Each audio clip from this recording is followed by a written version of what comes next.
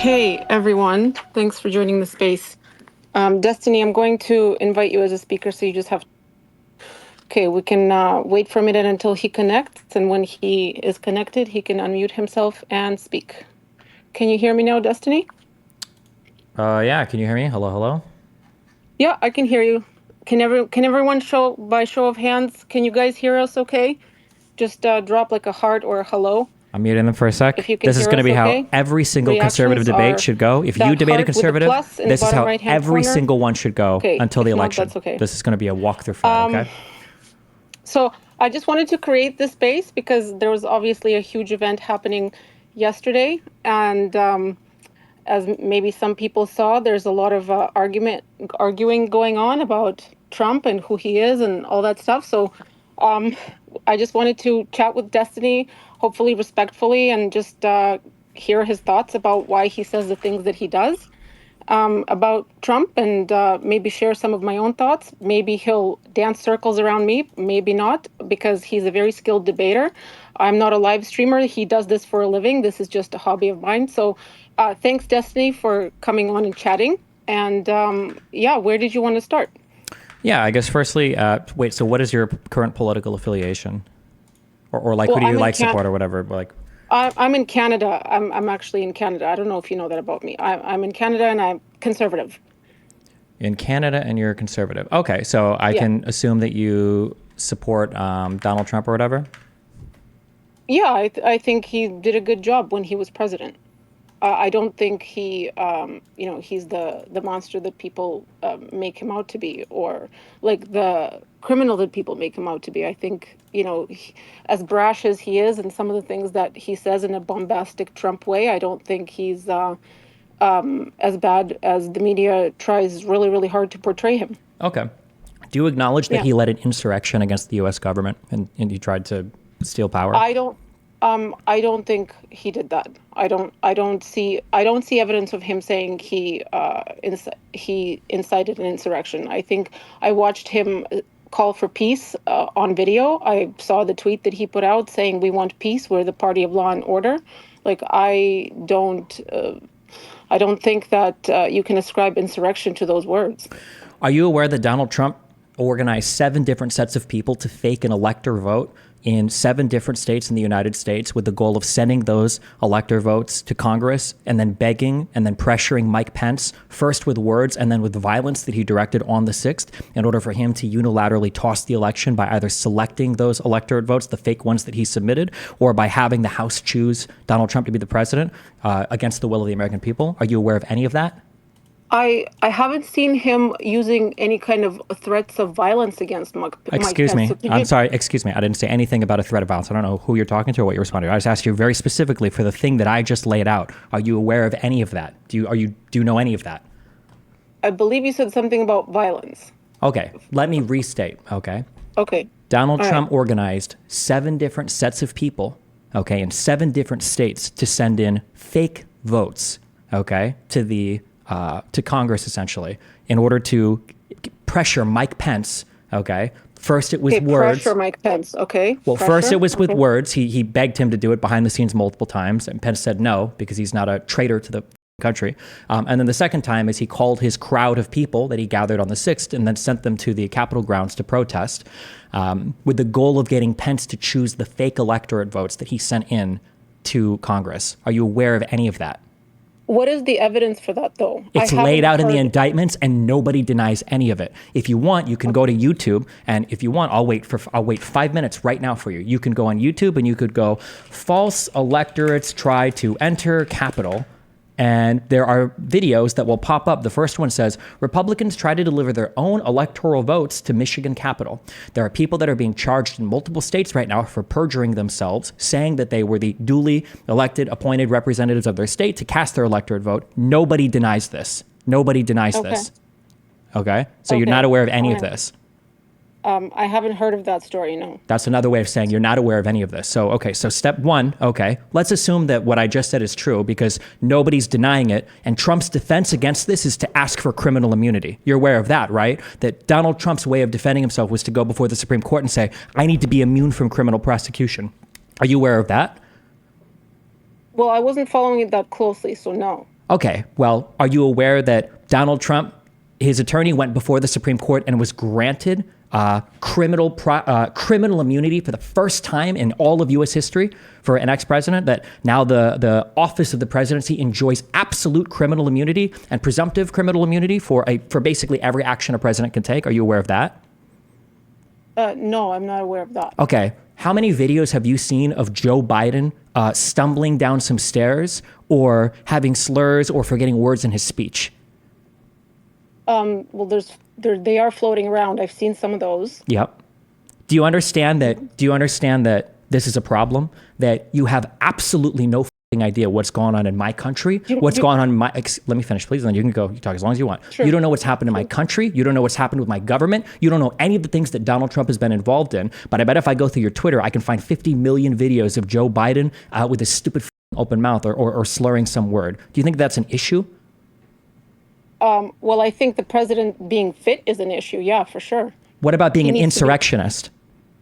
I don't believe he's an insurrectionist. Oh, what did I just lay out then that either doesn't qualify for insurrection or isn't true from what I just said? Or if you want, you can admit that you have no idea what I'm talking about and you need to go back to the drawing board before even beginning to have an opinion on this topic. Well, I can have an opinion because free speech exists, so I can say what I want to say. First of all, no. Number one, no. You're a Canadian. You have no guarantee of free speech. Number two, that's obviously not what I meant. You obviously are entitled to an opinion. I'm saying that it was a shorthand for to have a well-formed opinion that merits consideration. Right? If you're not even aware of any of the major events happening in this country, I don't know how you can have a strong opinion on whether or not Donald Trump is an insurrectionist or not.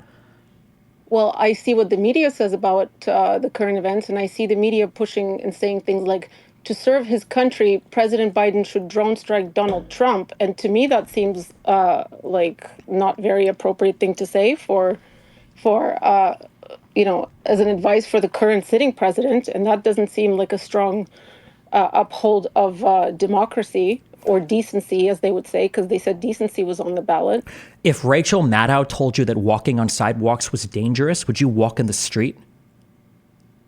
No. Then why are you citing me something that the media said and then giving me your 4-year... Do you have children? Do you react to everything like a child? If the media says something you don't like it, do you just take the opposite position without giving a single original thought yourself into what you're actually being told? Or is your entire ideology defined by reactionism? No, I'm not ideologically possessed. I agree with certain things that sometimes the liberals say, and I can disagree with certain things that conservatives do. Okay. It's not...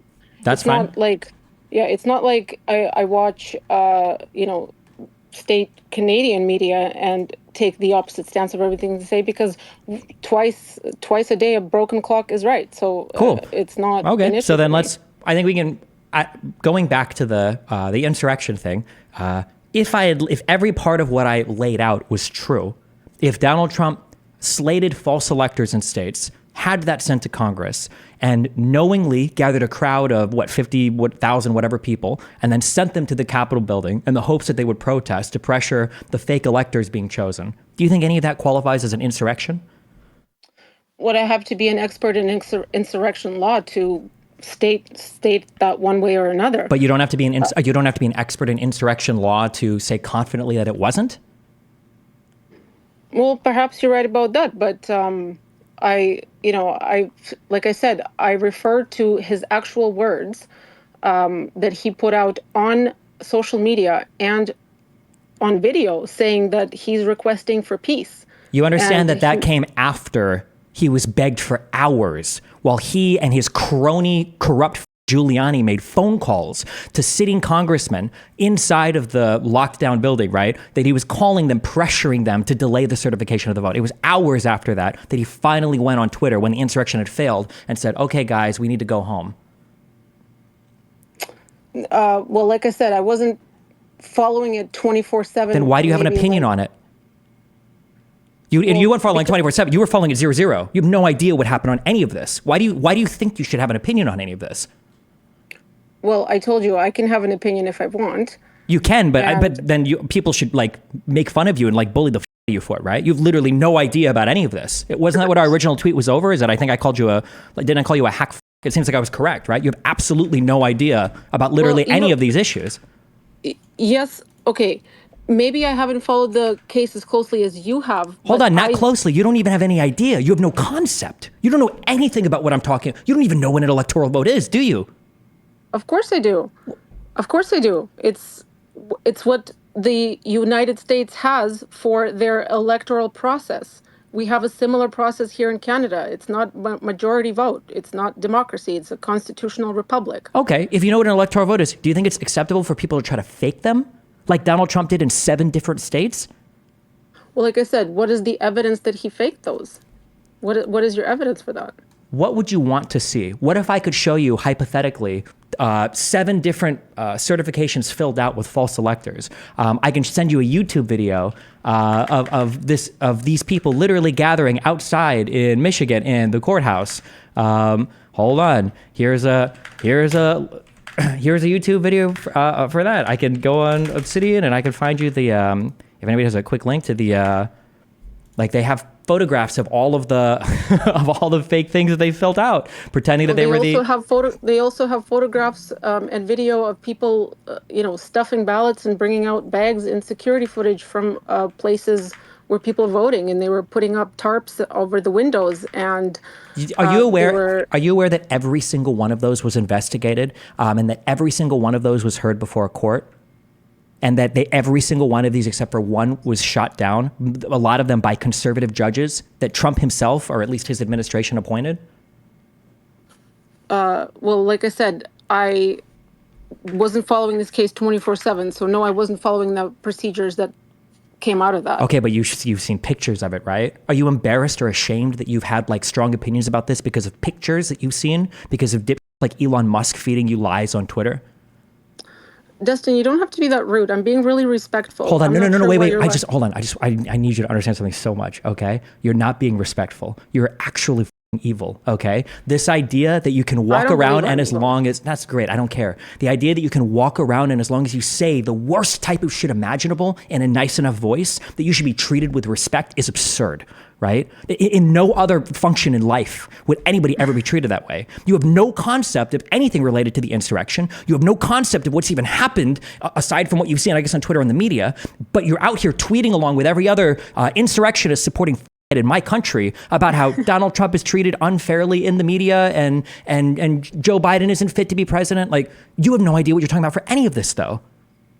Hey, do you think it's okay for Joe Biden voters to, make like a life-sized version of Trump and like put a fake guillotine over him, or to hold up bloody severed heads of him and things like that? Do you think that contributes to anything that's happening in the States? Nope. I think that to the first question, I would say, no, that's not acceptable.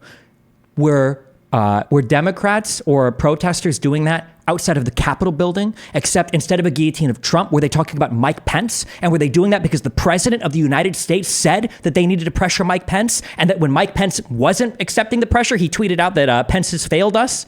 Did that happen? Do you remember any of that? Or is that another thing that's conveniently mind-wiped from your brain? I saw that tweet. So I saw that. You don't have to insult me. Like, there's no need for that.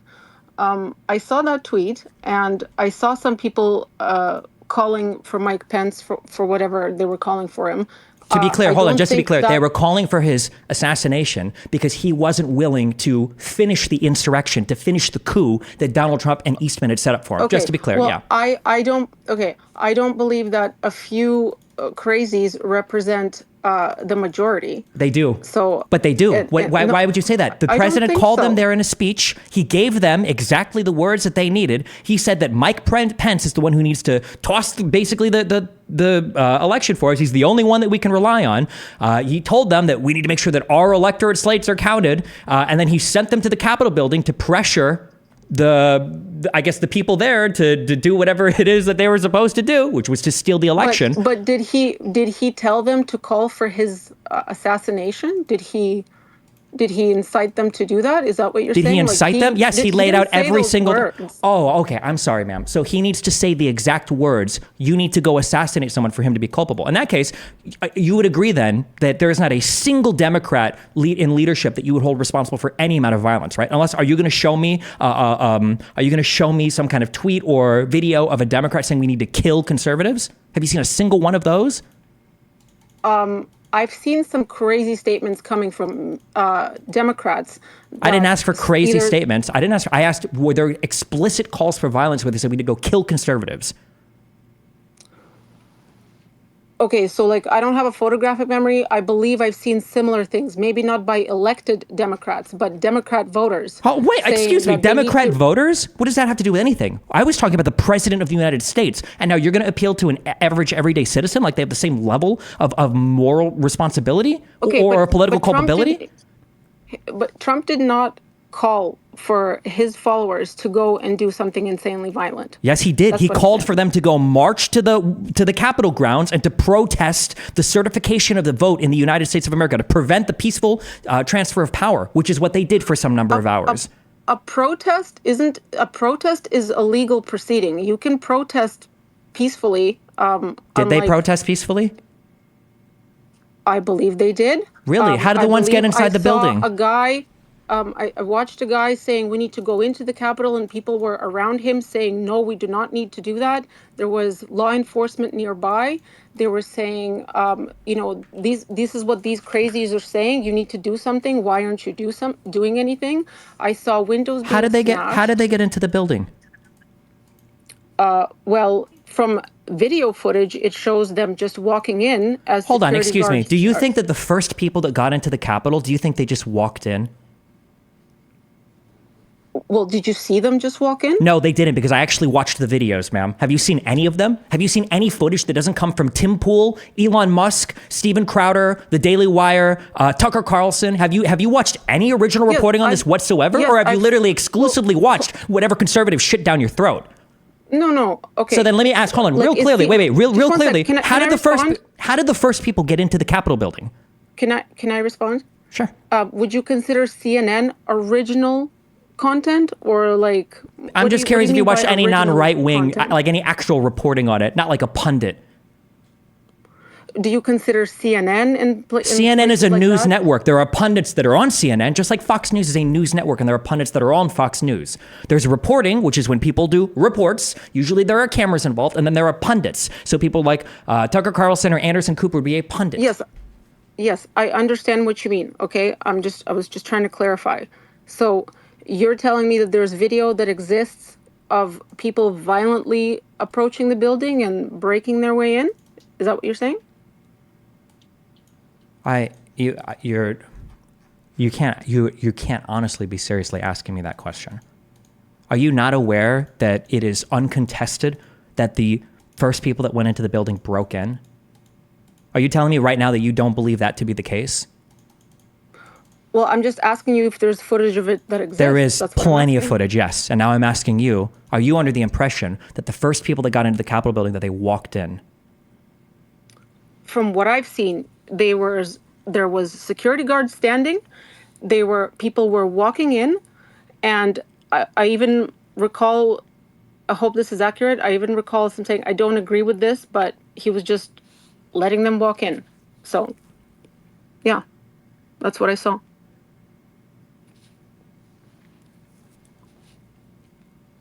And the only violence that I saw that was happening, like broken windows or the guy shouting there, standing, I think his name was Ray Epps. I think he was standing, shouting and saying, we need to go into the Capitol. And people around him were appalled at what he was saying Nope, and you're were not true. shouting, That's no, not no, we true. You're don't. lying and you didn't see that, okay? You saw that the night Yes. before. No, because I'm sorry. I watched all of these videos with Ray Epps. It's one of the favorite of you conservatards, okay, to try to blame everything on him, all right? Well, Which there's is no need to also. insult. Like, No, there is. you don't You have to need to be. insult You me. needed to be bullied so much more in life, okay? Jesus fucking Christ, okay? The You don't, videos but of you Ray don't know Epps anything about calling. my life. I know Why do enough you? about you. I know enough about you to know that your opinion is worthless and that you are one of the strongest arguments for why there should be an IQ limit to actually get onto social media and post opinions about politics. Is that how free speech works, Destiny? No, unfortunately, I guess not. Like, are you for free speech? Generally. Good thing we're on a Okay, social so media platform that's privately owned right now, so freedom of speech isn't really a topic for discussion here. What do you think free speech means in the United States, by the way? Do you think that means that corporations have to host every single thing that's said on them? Well, I view the space that we're currently on, Twitter, as the town digital square. So I believe free speech should apply on on this platform because no one stands in the town square anymore. It's kind of an outdated concept. So Okay, this and is if what I it's declare become. your basement the town square, can me and my friends go hang out there and like have some drinks? Why would I care what your individual determination is for some particular space online? You realize that it's totally irrelevant to anything that exists in law or the Constitution, right? Okay, so how do you see free speech then? So you see that I'm this platform I is have it, I have free absolutely speech no does not apply desire. I have here? no desire to discuss this topic with you. Maybe for another time. But Okay. do you you're unaware then? Because I can start linking you like video like for all the violent videos that you saw of people that were breaking in or of people that were fighting cops or whatever. Where do you think that came from? Do you think it was like just lifted from Baltimore and they said it was the Capitol building or? Like there was a crowd of people in front of the White House. So what do you mean like lifted from Baltimore? I don't understand what you mean. For the people Can you that were explain that? breaking in, how do you think? Yeah, I saw Why were they windows being breaking in? broken. I saw windows being broken, and I saw people saying, "What are you doing?" And then I saw uh, law enforcement being around and not doing anything about it. And I presume the law enforcement that's there on the grounds of this official building, should have done something about it, but they didn't, and that was confusing. And so, and the majority of the people were there, as you said, protesting under allegedly Trump directing them there to go and protest and be violent and whatever it is that you said. Like I think they were opposing the Why do actions you that were think? happening that were, Why do you think the cops didn't pardon? stop them? I don't know. Why wouldn't they stop them? Because there weren't enough of them, because nobody knew that Donald Trump was going to invite and send his whole crowd of insurrectionists to the Capitol building to try to delay the certification of the vote. Well, why wasn't there enough? Like, if people thought that he was so bad, why wouldn't they bring reinforcements? It's not really relevant to the question Why not? because it's not If, relevant. like, for It example, doesn't have like, any. It doesn't contradict any of the well, underlying facts. for example, people like Pelosi and No, all I'm the sorry. Democrats. Excuse me. No, Pelosi has nothing to do with this. If your strongest counter argument is, well, maybe Pelosi should have called for more guards to fight against Trump's insurrectionists. I mean, like, what the kind of argument are you even making there? Like, I don't think he called for insurrectionists again, but if, what was it? like I said, What was he if calling all people to? the What were if they going to okay, just protest? can I just finish the thought? Yeah, Can go I for it. can I just finish the thought? So like if these people who were saying Trump is literally Hitler and he's the devil and he needs to be taken out or whatever it is that they said, like if that was their belief about him and they kept saying, Hillary said he's an illegitimate president and all these things, wouldn't like their first instinct, like they said he's a threat to democracy, he's a dictator, he's this, he not, wouldn't their like instinct be to, on the day where they would, they thought that he would do something crazy, to make sure there was enough guards, to make sure there was enough people to stop Yeah, some of the when Hillary said that Trump things was an that went down? illegitimate president, what was she referring to? You When don't she even know. said, Do you even know yes, what speech yes, it came from or what she was talking about? Yeah. she was talking about Trump and she was saying he knows he's an illegitimate president. Like that sounds like election denial to me. Okay. Well, it's not. You should go look up the context of like some of these speeches rather than just going by the tweets that you see that are shoved down Okay, your so throat. help me understand. No, So when I don't. she I don't. said, Wait. No, hold on. What I want to help you understand first is I want you to watch this, and I just want you to talk through with this. I want you to talk me through this. Okay. At like go to 15:30 and tell me what are we watching? What's happening here? what do you mean? Like you sent a link? You want me to go open a link? Yeah. Is that what you Are you mean? on a computer or a phone right now? I'm on both. Okay. I want you to open this Okay. up, and we'll just go to 15:30, and I just want to watch a little bit. I just want to watch together. I just want to see. I want you to give me your take on what's actually happening in this video. Which link is it? There's 3 links here. The last one I sent you. You can read the other first two in your own time, or not. You probably won't. It doesn't matter.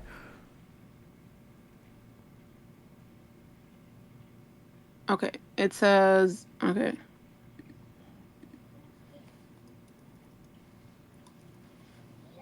It's 40 minutes long. Yep. Go to 15 minutes and 30 seconds. We just have to watch a minute or two.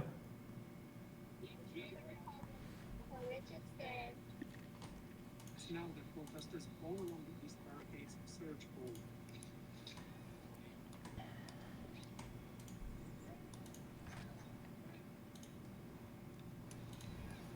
Let me know when you're there, and then we'll start it at the same time. Okay, I'm watching it. Oh, wait, what time are you at? 15:25. Okay, wait, we can start at the same time, okay? Ready? 3, Sure. 2, 1, go. Okay, so people are marching with Yep. flags. Yep. Just curious, what do you think they're going here to protest? The results they believe that was stolen from them. Ah, so they're going here to protest the election. Okay. Is protesting illegal? I didn't say, did I say that this was illegal? No. I said that this is overall as part of an insurrection. Why is this guy kicking No, wait, why is this guy earlier kicking? you said- Stop, don't divert. Hold on. Don't divert. Protesting in and of itself is obviously not illegal. I'm asking you what these people are going here to protest for. I'm just curious if you have an idea. Hold on, wait, I paused. Go back to 1556. Why is he breaking that window open when the cops are supposed to be opening it for them? At 1553, you have an idea? Well, like I said, I watched them break windows, and I watched other people telling them not to do this. Oh, okay. So, okay, well, at what time are you at right now? 15:54. Okay, well, we'll start again in 3, 2, 1, go. Oh, there's the door. Oh, they broke that one too. That's crazy. Where are the cops here that are letting them into the building? Do you know where they're at this Yeah, point? where are they? Why is there not enough? It's a good question. Like if That doesn't matter though. followers That's are- not like, relevant. The question they're- right now is what's happening outside. How are they getting into the building? Before you told me if you want to change the claim to there weren't enough officers there, we can have that conversation. But you said No, earlier I'm not that you'd changing the seen.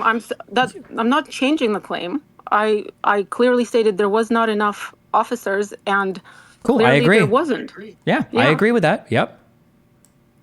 Yeah, so we don't disagree there. Okay. Why? But Yeah. so then, did the people break into the Capitol building then, or were they let in? In some of this footage, a few individuals are breaking a window and We'll keep pushing watching. down a barricade. Okay, we'll keep watching. Yeah. I'm at 1653 now. Seems like they're trying to push some cops back. No, yeah, are you there? Yeah. Okay.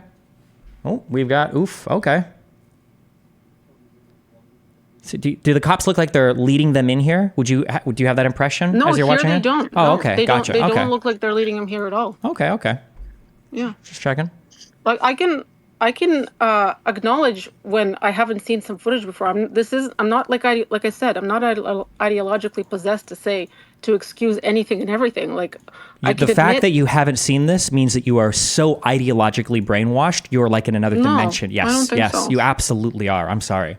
Do these cops here, the guy with the baton that's hitting the people, do you think that he's letting them in peacefully?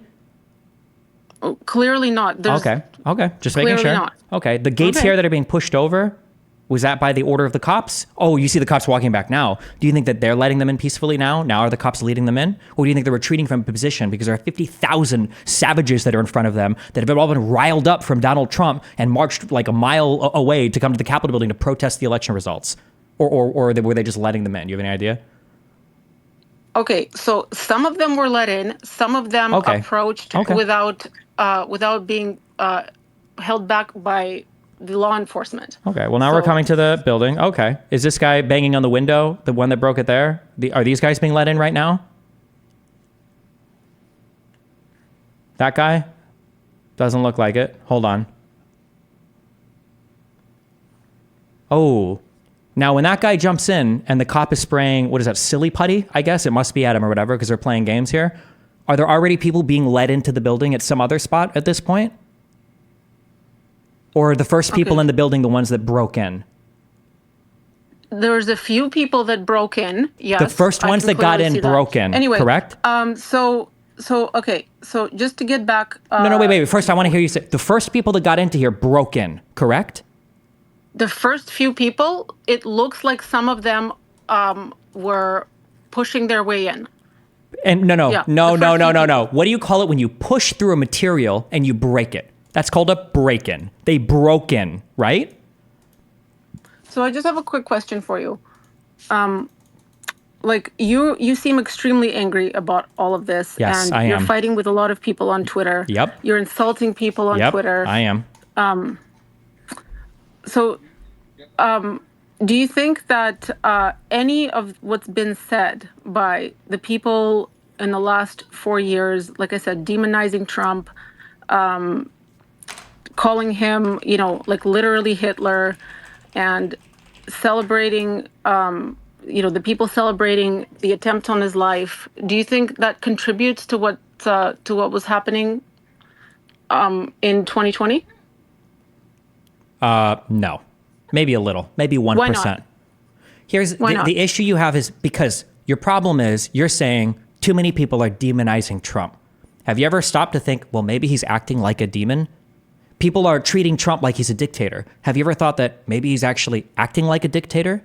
The fact that you're not familiar with anything that happened you don't know any of the evidence. You don't know the entire Jack Smith indictment. You didn't even know that the first people that got into the Capitol building broke in. Why would I care what you know? You clearly know nothing about any of this. Yet you seem to have a strong opinion about it. I don't think that's correct. I think I know some things. I wasn't following, like I said, wasn't following it 24/7 without sleeping or reading full indictments, but it's or reading any part of an indictment, right? Can you be honest about that? You haven't read a single sentence in any of the 4 indictments that Donald Trump is facing in the United States, right? Well, I guess it's only 3 now because 1 case is done. Hopefully it gets tossed. Thank God for the Supreme Court. But can you admit that you haven't read a single word of any of those indictments? Before that, can you? No. I need to hear you say that first, so that we're on the same page, and then I'll answer whatever question you want. You haven't read a single sentence from any of those indictments. You interrupted me when I was trying to talk to you about him being a dictator. You say he's a dictator. He's acting like a dictator. Yeah. Did he not relinquish his loss? After a failed insurrection. So no, he didn't relinquish it. He lost his insurrection attempt.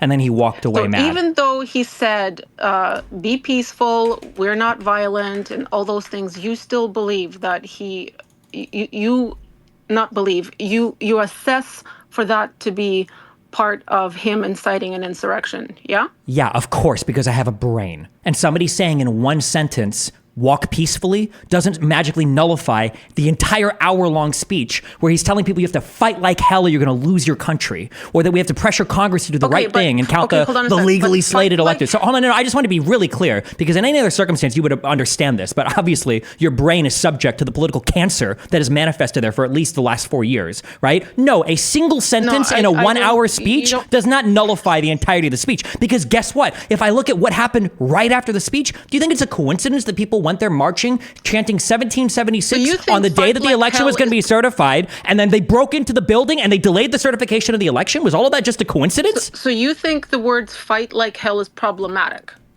but you don't see other words as problematic when they say... Kat, I'm so sorry. For example, I don't evaluate this like a 4-year-old. I'm not looking at 1 sentence or 1 word, because I know what you want to say. Well, when they said fight like hell, what about when Nancy Pelosi says we need to fight? And what about what? No, it's not the same. What I'm saying is that taken as a whole, Donald Trump called people here on January 6th to do this speech while they were certifying the vote. He riled them up. He tried to rig the election, and then he sent them to the Capitol building to protest, where they broke in, where they delayed the certification of the election, which was his goal. And then he made calls. An impassioned speech for his country is them riling his base up. What were they going there to protest? What were they going there to protest? Pardon? What were they going there to protest? They were going to protest because they thought the election was stolen from them unlawfully. That's an insurrection.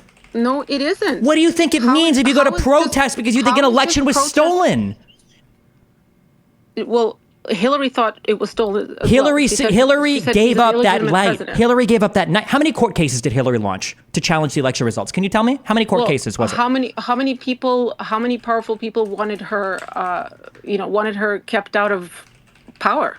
How many court cases did Hillary Clinton launch to challenge the election results? Did she have an entire barrage of media and elected officials demonizing her and doing the same thing that they're doing to Trump, trying to prevent her from being elected? Did that happen to Hillary? How many court cases did Hillary Clinton launch challenging the results of the election? But did she have such a forceful barrage of, like I said, media, elected officials, and including their base, just vehemently opposing, calling her Hitler, calling her the devil, saying all these yes, things. the Republicans had was been she doing it for facing that? years. Yes. What do you think the email scandal was about? What do you think the Benghazi hearings were about? By the way, hearings that Hillary Clinton sat through, gave testimony for like 12 hours, and an investigation that she fully cooperated with. Not like the insurrectionist, traitorous president that you support, who invoked executive privilege at every single opportunity, who pled the fifth at every single opportunity, and who has now been granted absolute criminal immunity for some of his actions so that he never has to answer for any of the things that he's done. So to go back one more time, I answered your question. To go back one more time, how many lawsuits did Hillary Clinton file challenging the result of the election? I don't know. Did she file any? Not a single one. Okay. So when did Hillary when did Hillary concede the election? It was within 1 day. Do you agree with that? I was following closely then, so I don't know. It was within a day. She called him an illegitimate president. That's great. I know. Yeah, I know you got those good talking points in. I like how that, by the way, I like how that one sentence, that's enough for you there. But one sentence from Trump saying, fight like hell. And then afterwards, is people going, fight like hell. That doesn't mean anything to you. That's very funny to me. Fight like hell doesn't necessarily mean go and try to assassinate a VP or break windows or anything like that. Then why is it, wait, let's say I agree with what you just said. Okay, sure. Why is it then that when that started to happen and when staffer after staffer went in begging Trump, hey, can you call off your sycophantic savage fuck fans? Can you please do that? Donald Trump sat there drinking a Diet Coke while Ashley Babbitt got shot in the face in the basement of the Capitol building dying. Can you tell me why Donald Trump didn't stop them if they weren't doing exactly what he wanted to do? Why did Donald Trump and his crooked lawyer, Giuliani, make phone calls to lawmakers inside of Congress telling them, hey, maybe you should delay the vote. Maybe you should push it back a few days. Why did he do that if that wasn't exactly what he wanted his protesters to do? How do you know? I'm going to re-ask the same, just so you know, the conversation is over right here until you answer that question or give me an alternative thing. I'm not answering another. I'm not playing this game. You have to tell me what was the point because it seems incredibly obvious. Donald Trump gave a speech. They went to the Capitol. They broke in. They delayed the certification of the vote, which is what Donald Trump apparently wanted them to do. And for hours, while they protested, breaking windows, breaking doors, breaking on inside, he sat and he watched. And the only phone calls that he made while people were begging him to tweet to stop the violence were to try to pressure lawmakers to delay the vote. Tell me why he did that. Why did he wait for hours? Give me one possible explanation that doesn't satisfy my story. I'm not in his mind. I'm not a mind reader. I can't ascribe motivation to his thoughts that I don't have access to, Destiny. Oh, that's great. What is your profession? What do you do professionally? That's not relevant. Okay, why do you think do you think that we can't ascertain the state of mind of a person ever? Do you think that's just impossible? You said that I was angry. How do you know that? Maybe this is how I always talk when I'm streaming. Why did you assume that I was angry? I've watched you stream. Like you speak fast, and you obviously come prepared. You have your talking points. So like you. Hold on, whoa. To be clear, none of these are talking points. If you want, we can spend. I'm streaming until I got 4 hours. So if you want, we can dig as deep, or I can even just link you because I've got whole documents that I've written on this whole scheme and this whole plot. I've read every single indictment from top to bottom. I've read every single criminal statute involved in the indictment from top to bottom, and I've read basically every news article written about these indictments from top to bottom. So no, I don't have just talking points. That's what you have when you say Hillary Clinton said that Donald Trump was an illegitimate president, and also I have no idea what happened on January 6th or in the entire lead up to the insurrection for what Donald Trump did. Okay, so no, I don't have talking points. It's an unfair statement. It's an unfair statement to say I have no idea what's going on. You didn't know anything about the whole scam. Do you know anything about Mike Eastman and the coup memo or what their plot was on January 6th? What do you think Donald Trump was talking about when he said Mike Pence needs to come? Really obscure. That seems obscure to me. Oh, well, that's crazy because it was literally part of 2 of the massive indictments that Donald Trump is facing that he's probably going to get away from now because of the criminal immunity he's been granted. Do you think that the Jack Smith indictment is obscure? Do you think that the Georgia Rico case is obscure? Is it obscure unless it shows up in like a Twitter headline or a TikTok video for you? I don't use TikTok. Okay, where the do you get your news from that the most important stuff that's happened in this country related to this election and the current ongoing criminal cases are obscure trivia to you? You know that like the federal government hosts these indictments for everybody to read, right? They're not like hidden. I would say that's obscure to a lot of people that aren't terminally online. Like terminally online? I'm sorry, hold on. You think that knowing what's in a federal indictment for a prior sitting president makes you terminally online? No, Okay, hold on, wait. Can you admit that what you just said was beyond stupid, right? Tell me, it is actually reasonable that maybe I'll let you slide because you're a Canadian retard, okay? But for an American citizen that's There's voting, no need to maybe, insult me like this. I well, don't you're know why Canadian and you are retarded. I I'm don't just know calling it why as I you say it, can't okay? dysregulate. Can you? It is I'm not reasonable that trying an to American. insult you. I don't I'm care. not I don't trying to be care. mean to you. I'm so not over trying it. to- Kat, I don't care. not I don't trying care that you're trying to you know, insult me or not. drag What you're your- doing is so much worse. You don't see how evil you are, okay? It is so much worse than calling I me don't names. believe If I'm you were evil. more informed and then you were calling me names, I'd be fine with it. That's okay. I don't give a fuck. I'm done with the civility bullshit where as long as you're speaking politely, you think that gives you carte blanche to act like the scum of the earth, okay? Can you tell me it is not unreasonable for an American citizen to be familiar with what is in a criminal indictment for a past president? That's not a terminally online thing to know. Can you admit that? I have to disagree. I think most people don't sit there reading through indictments. Okay, who do you think should? Maybe the people that are spoon feeding you the news that you consume, maybe at least they should have to read it? Do you think? What do you mean people spoon feeding me news? People can consume news however they practice. Like, Sure, but I mean, it's obvious for your news consumption. You look at a media feed that feeds you headlines, and then you read that, and that's where your opinion is formed from. So the people that are feeding you those headlines, don't you think at least they should have read the indictments? No, just one second. I don't need news headlines. I can assess information for myself when I see it. What is the last piece of original, there's no not need to be- digested there's no information need that to be you've that read? condescending about No, it. you Like, deserve to be throwing- condescended to. My country is having a ex-insurrectionist, okay, try to run for president, and you support him. So no, I think it's okay for me to be highly critical No, of I how you don't get your news, think- and you don't know anything about it, but you have a strong opinion about it. I don't understand where you people come from. I don't know why you would be so confident that you think it would, like, what do you think I do all day that you're confident enough to come in here knowing absolutely nothing about anything that's happening? They're like, okay, well, I'll go and have a reasonable conversation with this person. Okay, so I don't think you're having a reasonable conversation with me. I think you're being extremely rude. I've been respectful to you. I've indulged in clicking on a link that you've asked me to look at. I've agreed with some of your points. I disagree on your assessment. I just don't, like, I see you, become extremely dysregulated and you don't even know me, and you're telling me that, you're telling me all these things about me, that I'm this and I'm that. Like, I don't think that's is, a productive conversation. I told You're beyond having a productive conversation. Also, you're not the first. You won't be the last woman to use a psychological term on me. Don't worry. I'm immune to it at this point. What psychological term? Dysregulated.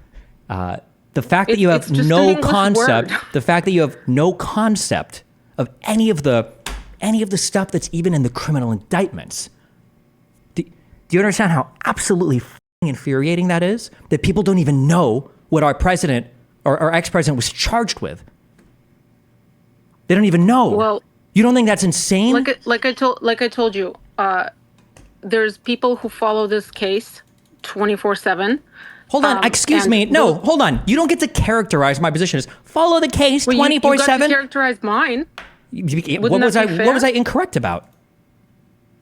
Well, you were using ad hominem attacks to, discredit my viewpoints and the I things was that I've not using. mentioned. I discredited your viewpoints by saying how stupid they were, and then I pointed to the fact they probably happened because of your news conception. I'm sorry. Wait, what point of yours do you think that I didn't discredit on a substantive basis? Just because I'm calling you names doesn't mean I'm engaged in ad hominem. I can both call you names and substantively disagree with the things that you say. Can you give me one thing you said that you feel like I haven't substantively? Ad hominem is calling someone names and calling them stupid.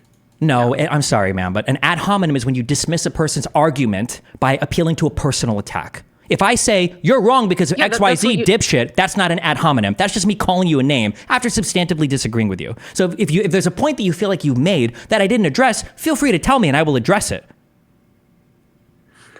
Okay, as I said, I don't think there's such a need for insulting me. I don't think that's called for, but maybe we can agree to disagree on that. Ad hominems don't help in my opinion, but yeah, I wasn't prepared for you being like as angry as you are. Do you understand that from my perspective, we are looking at a decent chance of the next president being a guy who, at least from my point of view, launched an insurrection against the government.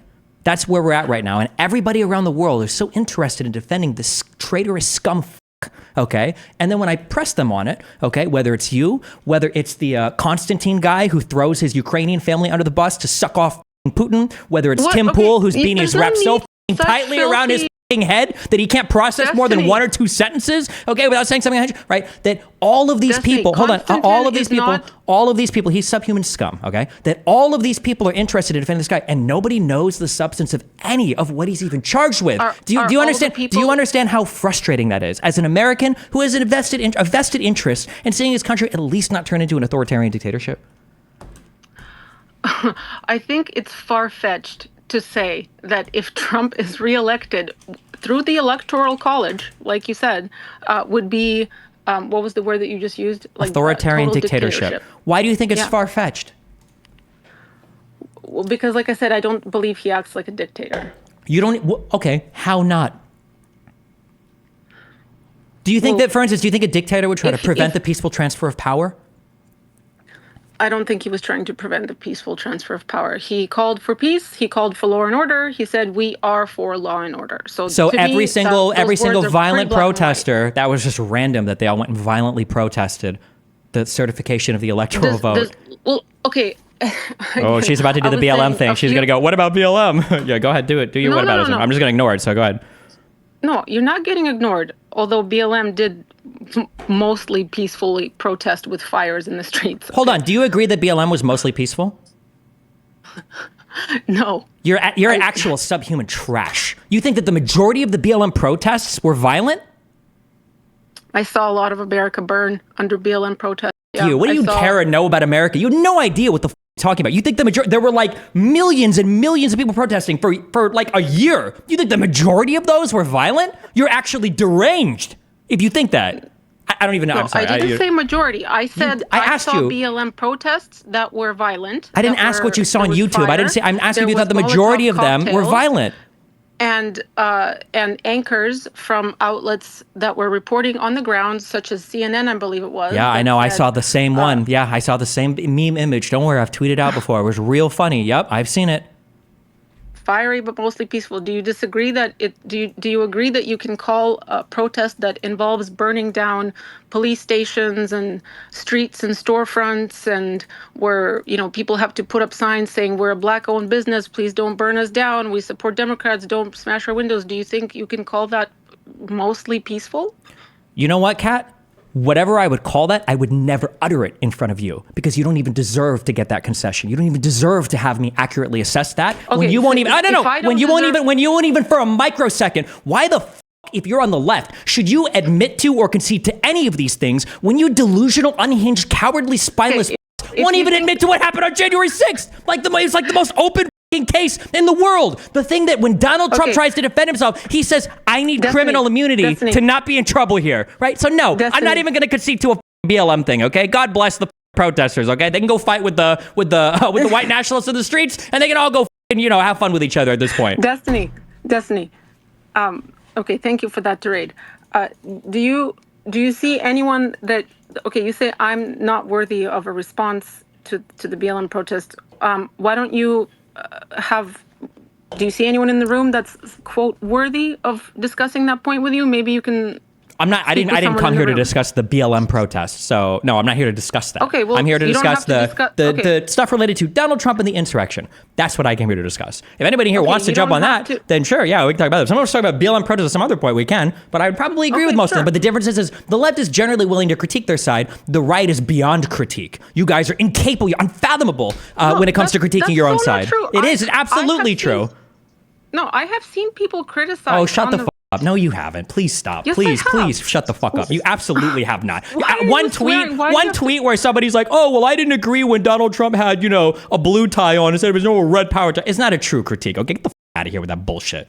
Okay, you don't have to swear at me. Like, Then don't act like a have fucking to be that moron. rude Don't about act it. like an Like, idiot. No, I'm not going to sit here and pretend like the right criticizes itself, okay? I'm not acting like an idiot, Destiny. Like you don't. have Okay, to then you swear. are an idiot So- or whatever, and it's coming out naturally. However you want to phrase it, my bad. Okay, so if okay, forget about the BLM. You don't want to talk about that. Fine.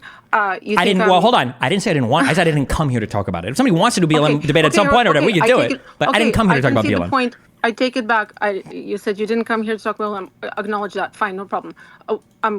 If you let me finish, can you discuss these points with someone who you think is worthy, who maybe has For a the bigger insurrection stuff, platform, you or- can, yeah, you can voice as many fucking people as you want in here. 100% sure. Go for it.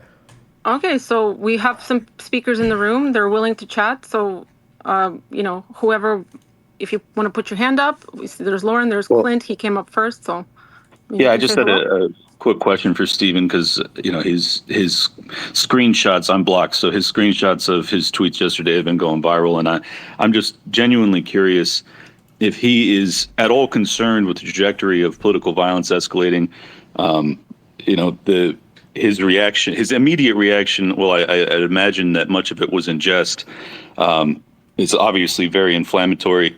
I'm personally concerned about the climate in this country. I think that we're inching ever more closely to a potential civil war or something crazy like that. Is that a concern? I mean, you talk about insurrection, you talk about the dangerous precedent of Donald Trump and where this is all headed. Are you open to political violence at this point? Because it seemed like it, and that doesn't strike me to be your character. So I wanted to clarify. I am very concerned about political violence in this country and the road to political violence. And you conservatives have been screeching for it nonstop. So I'm not going to be the cuck on the left, to your guys' terms. I'm not going to be the cuckold on the left who is crying and screaming for pump the brakes, guys. No violence. It's civility time. Blah blah blah. While you guys on the right engage in the most absurd forms of reality denialism. While you guys say that January 6th was a peaceful protest. When you guys say, oh, the Whitmer thing, that was all the FBI. The pipe bomb stuff, oh, that was all fake. You guys won't take responsibility for anything. And you're supporting literally the most divisive president in all of recent history. And you guys are saying, well, it's just epic and hilarious when he owns the libs. And when you've got Biden, who is when it comes to rhetoric, the most milquetoast guy in the world. I don't even know if this guy has a mean bone in his body, and the only picture I see of him posted over and over and over again is him with a close-up shot where there's red, white, and blue lights in the background, and it's just the red, and you pretend he's a dictator. You, I'm not going to be the one calling for oh guys, we've got to be civil, no violence. No, that's retarded. You guys can lead the way on that one because you sure as led the way on getting us to where we are now. Well, Stephen, you debated me last year in Tennessee. I ran for vice president of the Libertarian Party. I'm not a conservative at all. So, your tirade may land with a different audience. It's not going to work on me. Really? Hold on. Wait, I'm sorry. Who are you supporting this election? Who am I supporting? I haven't declared any support. Really? What are you leaning to? If I were to go through your Twitter, how many critiques have you made of Donald Trump versus how many critiques have you made of Biden? What do you think if I were to guess? Well, seeing as Biden's the president, it would probably be a lot more critiques towards the sitting president. Oh, yeah, but not the one that's coming in that's running for president that was also a president for 4 years? I've been very critical of Donald Trump. So. I'm sure. Yeah, okay.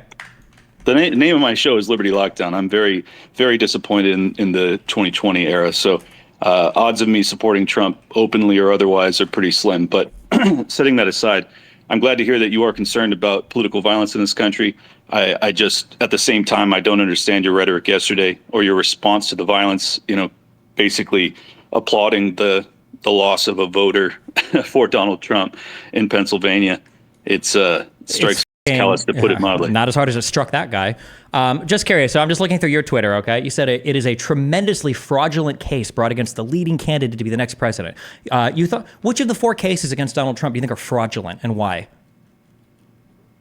Well, first off, I would say that the FBI document case in Mar-a-Lago, given that Biden is guilty of the same crime, if it is one, I think that one's fraudulent. Okay, just curious on that case. What is the crime? It was, I think it was holding confidential documents after he left the White House, right? You understand there's an intentionality aspect to that, right? You have to intentionally take and then knowingly hold classified information out of a SCIF. It's not just accidentally taking it, right? You understand that a lot of what Donald Trump is charged for in the Mar-a-Lago stuff is obstruction of justice because he told his employee to hide documents from NARA and then the FBI, right? Or did you not know that because you haven't read that indictment, but you have a strong enough opinion about it to tweet about it?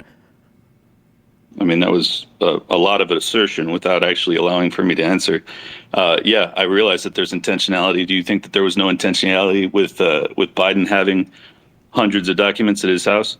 I'm just saying that the 2 cases aren't comparable. The huge aspect of what Trump is being charged with is the obstruction charge because he told his employee to hide documents. Do you think it's at all odd that there would be this level of investigation into Trump but not into Biden? I honestly, I do think that the Trump stuff was really odd. I think the FBI should have kicked his door down a year earlier. I don't know why the they waited so long. They gave him a year to turn those documents over to NARA, and he shunned them, he ignored them, he lied to them, and he had his employee move boxes around, okay, like a ferret running through a maze before the FBI finally caught wind that there was some bullshit going on. Do you think that NARA didn't give him enough time to respond? Why do you think he didn't turn the documents over when they asked?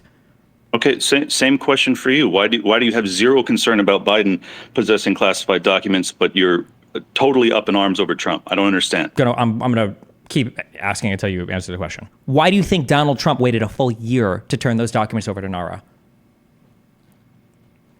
I don't know. Why do you think he told his employee to hide them?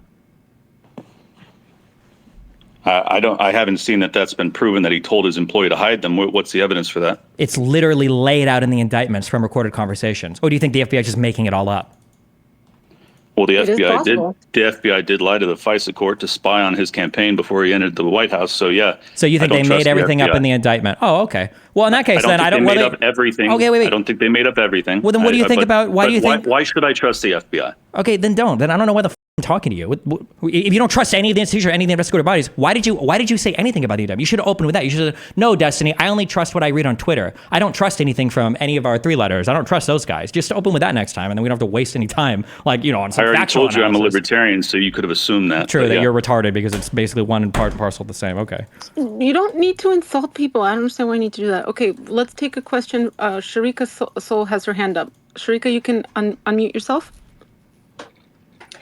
Destiny, I just have to say that you are an adult male, and the way that you're talking to some of the women in here, well, Kat specifically, is actually really disheartening to listen to. Also, I am Black, and I'm kind of tired of white liberals denying the violence in the Black community and using Black Lives Matter, specifically protests, who, by the way, the Black neighborhoods that have the protest, they end up being destroyed and trashed. And it's not you that comes to the neighborhoods and helps clean up those neighborhoods after a protest. So for you to speak on Black Lives Matter protests and say they're not violent or whatever you were trying to say is disrespectful, it's disingenuous, especially to Black women who have to live in those neighborhoods and the Black children. Thank you as a Black woman for showing up to show that retardation can transcend both gender and race. I'm not retarded. You're the white man. I don't know why what do you think I'm speaking on for BLM? This conversation is about BLM. I don't know why don't even know who the talking to right now. Stop cussing. I can cuss whatever I want. What do you mean? I can say whatever the fuck I want. It's freedom of speech. Because it's Twitter. Disrespectful. Disrespectful to what? This isn't your Twitter space. You're not here to tell me what I can say or not say. Black Lives Matter out of your mouth. You're a white BLM, man, BLM, and we don't need BLM, you. BLM, We BLM, don't BLM. need you, BLM, okay? Black people need me. I'm going to be the white savior for BLM. I love BLM. I'm the leader of BLM. I'm the self-appointed leader of BLM. Oh, yes, I love BLM. Oh, yes, Black Panthers. I'm going to join it right now. Oh, BLM, BLM, BLM. Keep it real. I am keeping it real. Black men are violent towards Black women, and we don't need people like you constantly using us for political talking points. Mind your own business and quit talking about a race that you don't know nothing about. We don't know you. BLM, You're not in our neighborhood. BLM.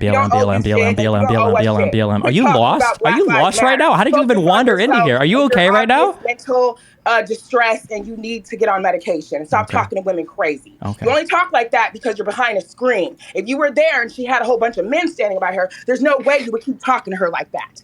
You're a punk. Okay. Grow up. Thank you, Sharika. Thank you so much for your valuable contribution. Okay. Noted. Okay. Let's try to keep it civil, guys. Let's just try to speak with each other, but not talking over each other. It's hard to hear when, she's trying to speak and you're just going BLM, BLM, and we can't understand you guys. It's hard to hear. I'm sure you know this. Like, I shouldn't have to explain that, but one at a time would probably be best. And maybe if you didn't come to speak about BLM, you don't have to speak about it if you don't want to, Destiny. That's fine. Well, as the self-appointed leader of the BLM chapter in my city, I felt it necessary to say I am the self-appointed leader of the BLM chapter in Miami. Self-appointed? Yes. Do you think does BLM stand for large mansions, buy large mansions? Do you know about that? Yep, I got the largest one, and I only invite my white friends to hang out in it. Can't you at least just laugh it off without being so angry? I'm not angry. I'm being very serious right now. None of what I say will impact you, in any meaningful way. So can we at least bond over a mutual disdain for Pearl Davis? Come on. Maybe. Maybe. Just like lighthearted, maybe. That's okay. That's progress. I'll take that. I like that. Okay. Does anyone else want to jump in to say anything or to ask a question? Hey, Lauren. Yeah, I mean, hey, I'll make a comment. Oh boy. Listening to this, I will say I think there is a serious problem on the right now. Not just the right, politics in general, with people not actually reading the documents, people getting their information from memes.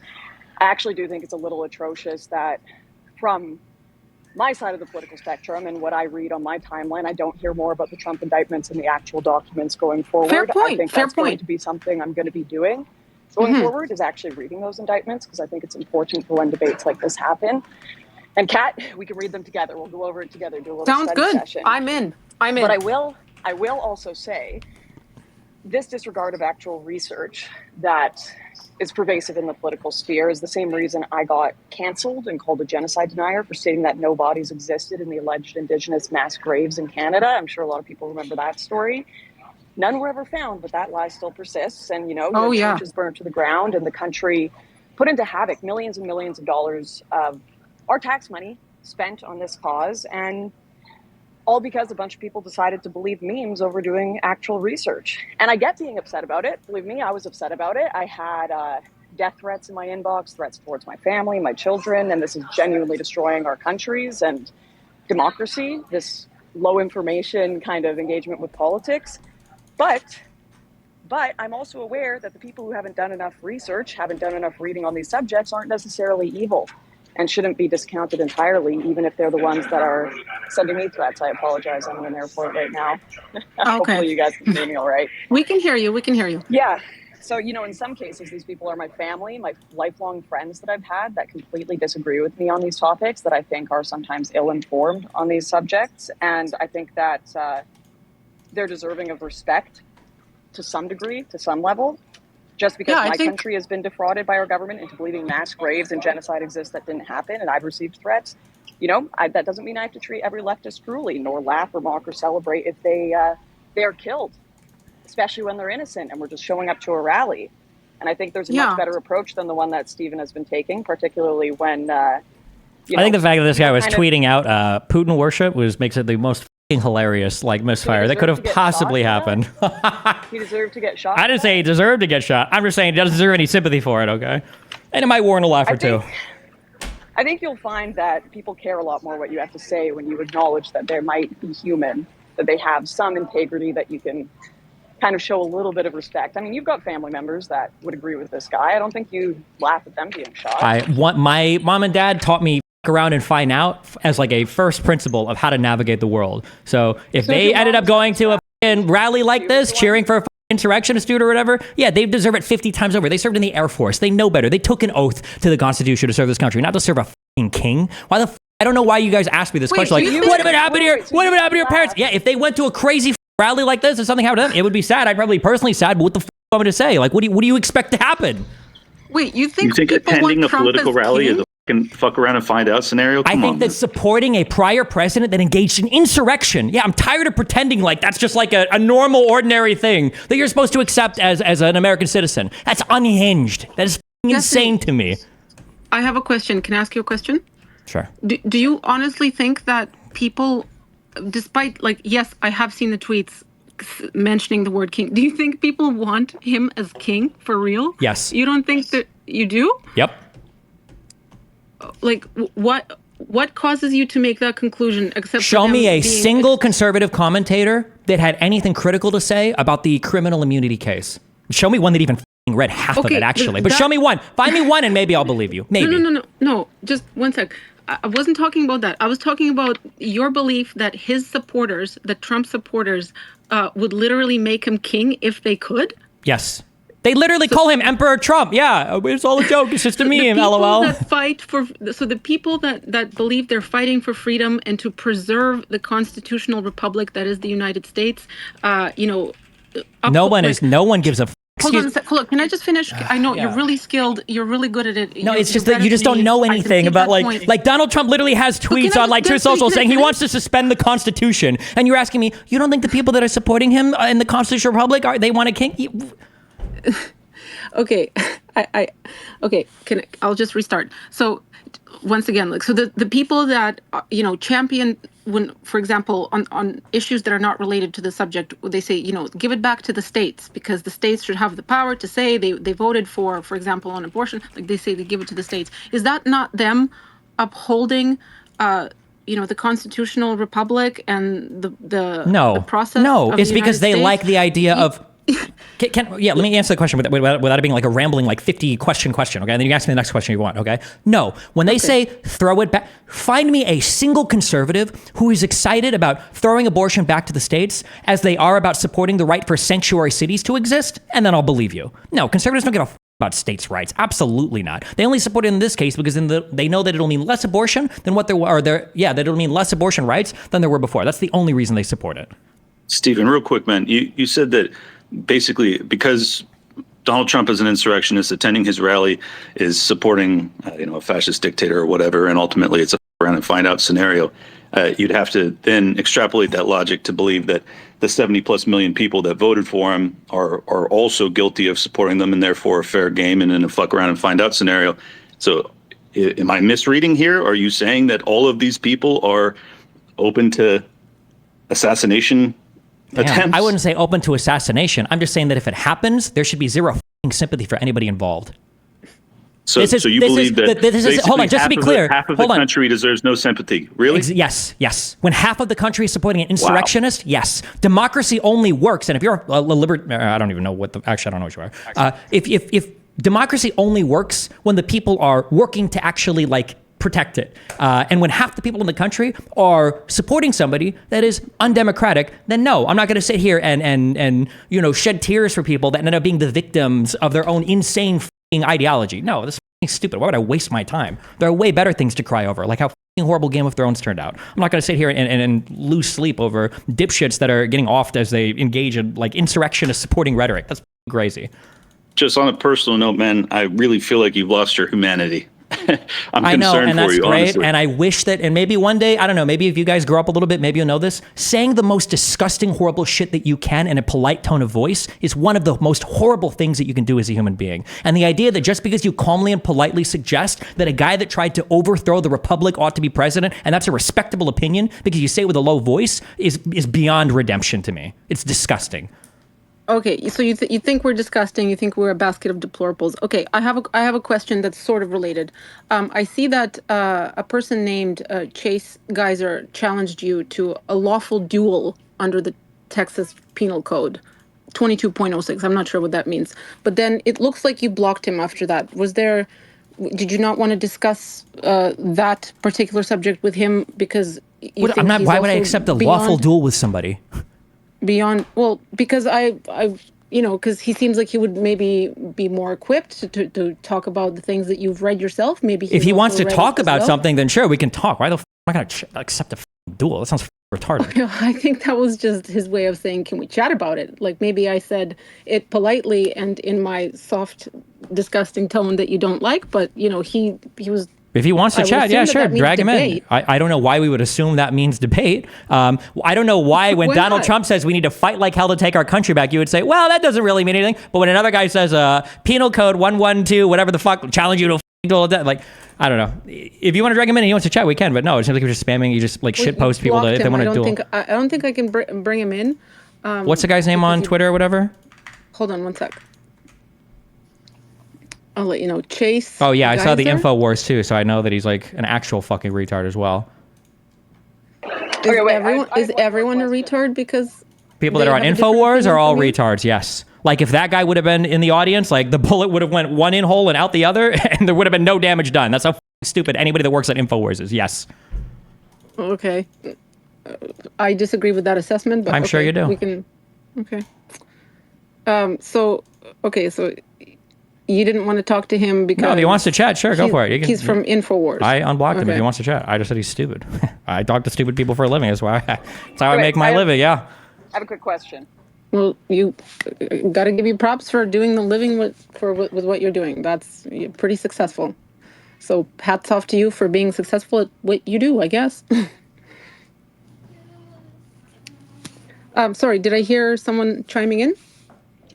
Yeah, I just decided to shut up, like holding my hand up too long for a high five. Go for it, Lauren. Yeah, Stephen, you tweeted out earlier a Sand tweet in which he said that every day you've got Republicans calling for concentration camps and something along those lines, and you liked it both and shared it. Can you name a single Republican with an ounce of political power or any sort of sway that has called daily for concentration camps? I'm pretty sure Hassan's tweet there, if I had to guess, it was in reference to the border policies that Donald Trump has where we were separating people at the border and then keeping them locked up in facilities that were understaffed. Pretty sure that's what that reference is to. Do you think that those are concentration camps? I mean, definitionally, they might have been. I'm not sure. Probably. I don't know. I wouldn't call them that, but... Do you think, I mean, you just liked and shared a tweet referring to them as concentration camps. Do you think they are concentration camps or not? I don't think that I'm going to account for the exactness of a particular insult that's used against a side that doesn't even acknowledge what happened on January 6th. So if there was a person that wanted to critique the particular way that a word or term or definition is used, it sure as wouldn't be somebody on the right. Absolutely not. Well, I thought your whole qualms with all of this is that the right-wingers aren't actually reading the documents. They don't understand. No, my qualms with right-wingers is they are anti-American. They don't support the Constitution. They don't support the country that they're a part of, and that they engage in patterns of conceptual and precise pieces of misinformation in order to spread the lies and the mischief and whatever the else they do online. It's not over whether or not they use a particular term right or wrong in a thing. It's the fact that they'll come on and they'll talk about criminal indictments and insurrection without being familiar with any of the underlying material. That's my issue. Well, luckily I'm a Canadian, and you've got a Canadian asking you. Don't worry, there's a lot of them in here. Concentration camps, and it sounds like you're just going to be out here tweeting inflammatory rhetoric with. Right now, yeah, I basically am. I think so. Yeah. That you don't even believe in. You don't think they're concentration camps. I think it was funny. It was funny enough to. It was funny enough to. It's your side. Well, that's the rules of discourse that the right has said. So yeah, why not have a little bit of fun? They can't have all the fun in this country, right? I think that's why a lot of people usually respect you, is because you don't usually accept those rules of discourse, whether it be right or left. I mean. Well, unfortunately, when you're a grown-up and you live in the whole world, you kind of have to accept. Listen, I've seen enough of your tweets to know you have to accept. If somebody were to go up to you and say, "Lauren, why do you have so many problems with housing or immigration in Canada or whatever?" And then you're like, "Well, I've got issues because of X, Y, and Z." I go, well, hold on, that's just their opinions. Like, you don't have to play by their rules. You don't have to worry about the changes that they impart on your country. You can just do your own thing. No, that's not how it works here. Okay, this is like the rules of discourse and the rules of media reporting and the rules of accountability that the right has set. So I'm not going to have the right hold me to some different standard that they themselves don't even begin to approach. Be just as moronic as the people you think you're criticizing. I don't think I'm just as. It's not about being moronic. It's about being anti-American. It's about being opposed to democratic rule of law. Yeah. But that's funny. I mean, you can pretend it's the same. Yeah. No, that's cool. That's good. Yep, it is. It's the exact same. It's the exact calling separation of families at the border a concentration camp. That's the exact same thing as saying January 6th. What was that? Didn't he say mostly peaceful? You know, I think it's wild. I think it's wild that America has concentration camps. In fact, I'd say not trying to get this president out of office, that would be anti-democratic. It's your duty to get this president out of office if he is running concentration camps at the border, right? I mean, that's what Republicans are saying worse than that now, so I don't know why you think you're making a point. We have Rob with his hand up. Rob, I've invited you as speaker, Rob Noor. Hopefully I'm saying that right. That is correct. Thank you so much. Edgelord Destiny, great to be here. Know that you really don't like people that are read up, so happy to beat you around on these subjects like always. To start with, I find most repugnant about what you're doing, not that you're an edgelord making jokes, but that you're a disingenuous sack of shit. Because, as I've debated you in the past, you started talking before January 6th ever occurred about how the BLM riots were justified.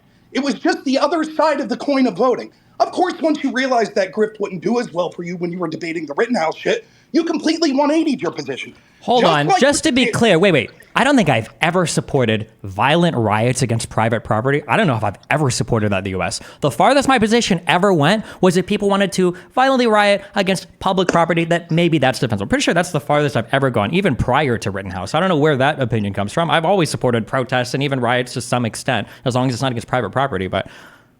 That is exactly true. What you said to me was, even though you weren't sure how much of the violence was against private property versus public, but to the extent that the George Floyd riots were against public property, you said that that's fine. If you feel the system's not working for you, we're America, goddammit, and rioting's the other side of the coin to voting.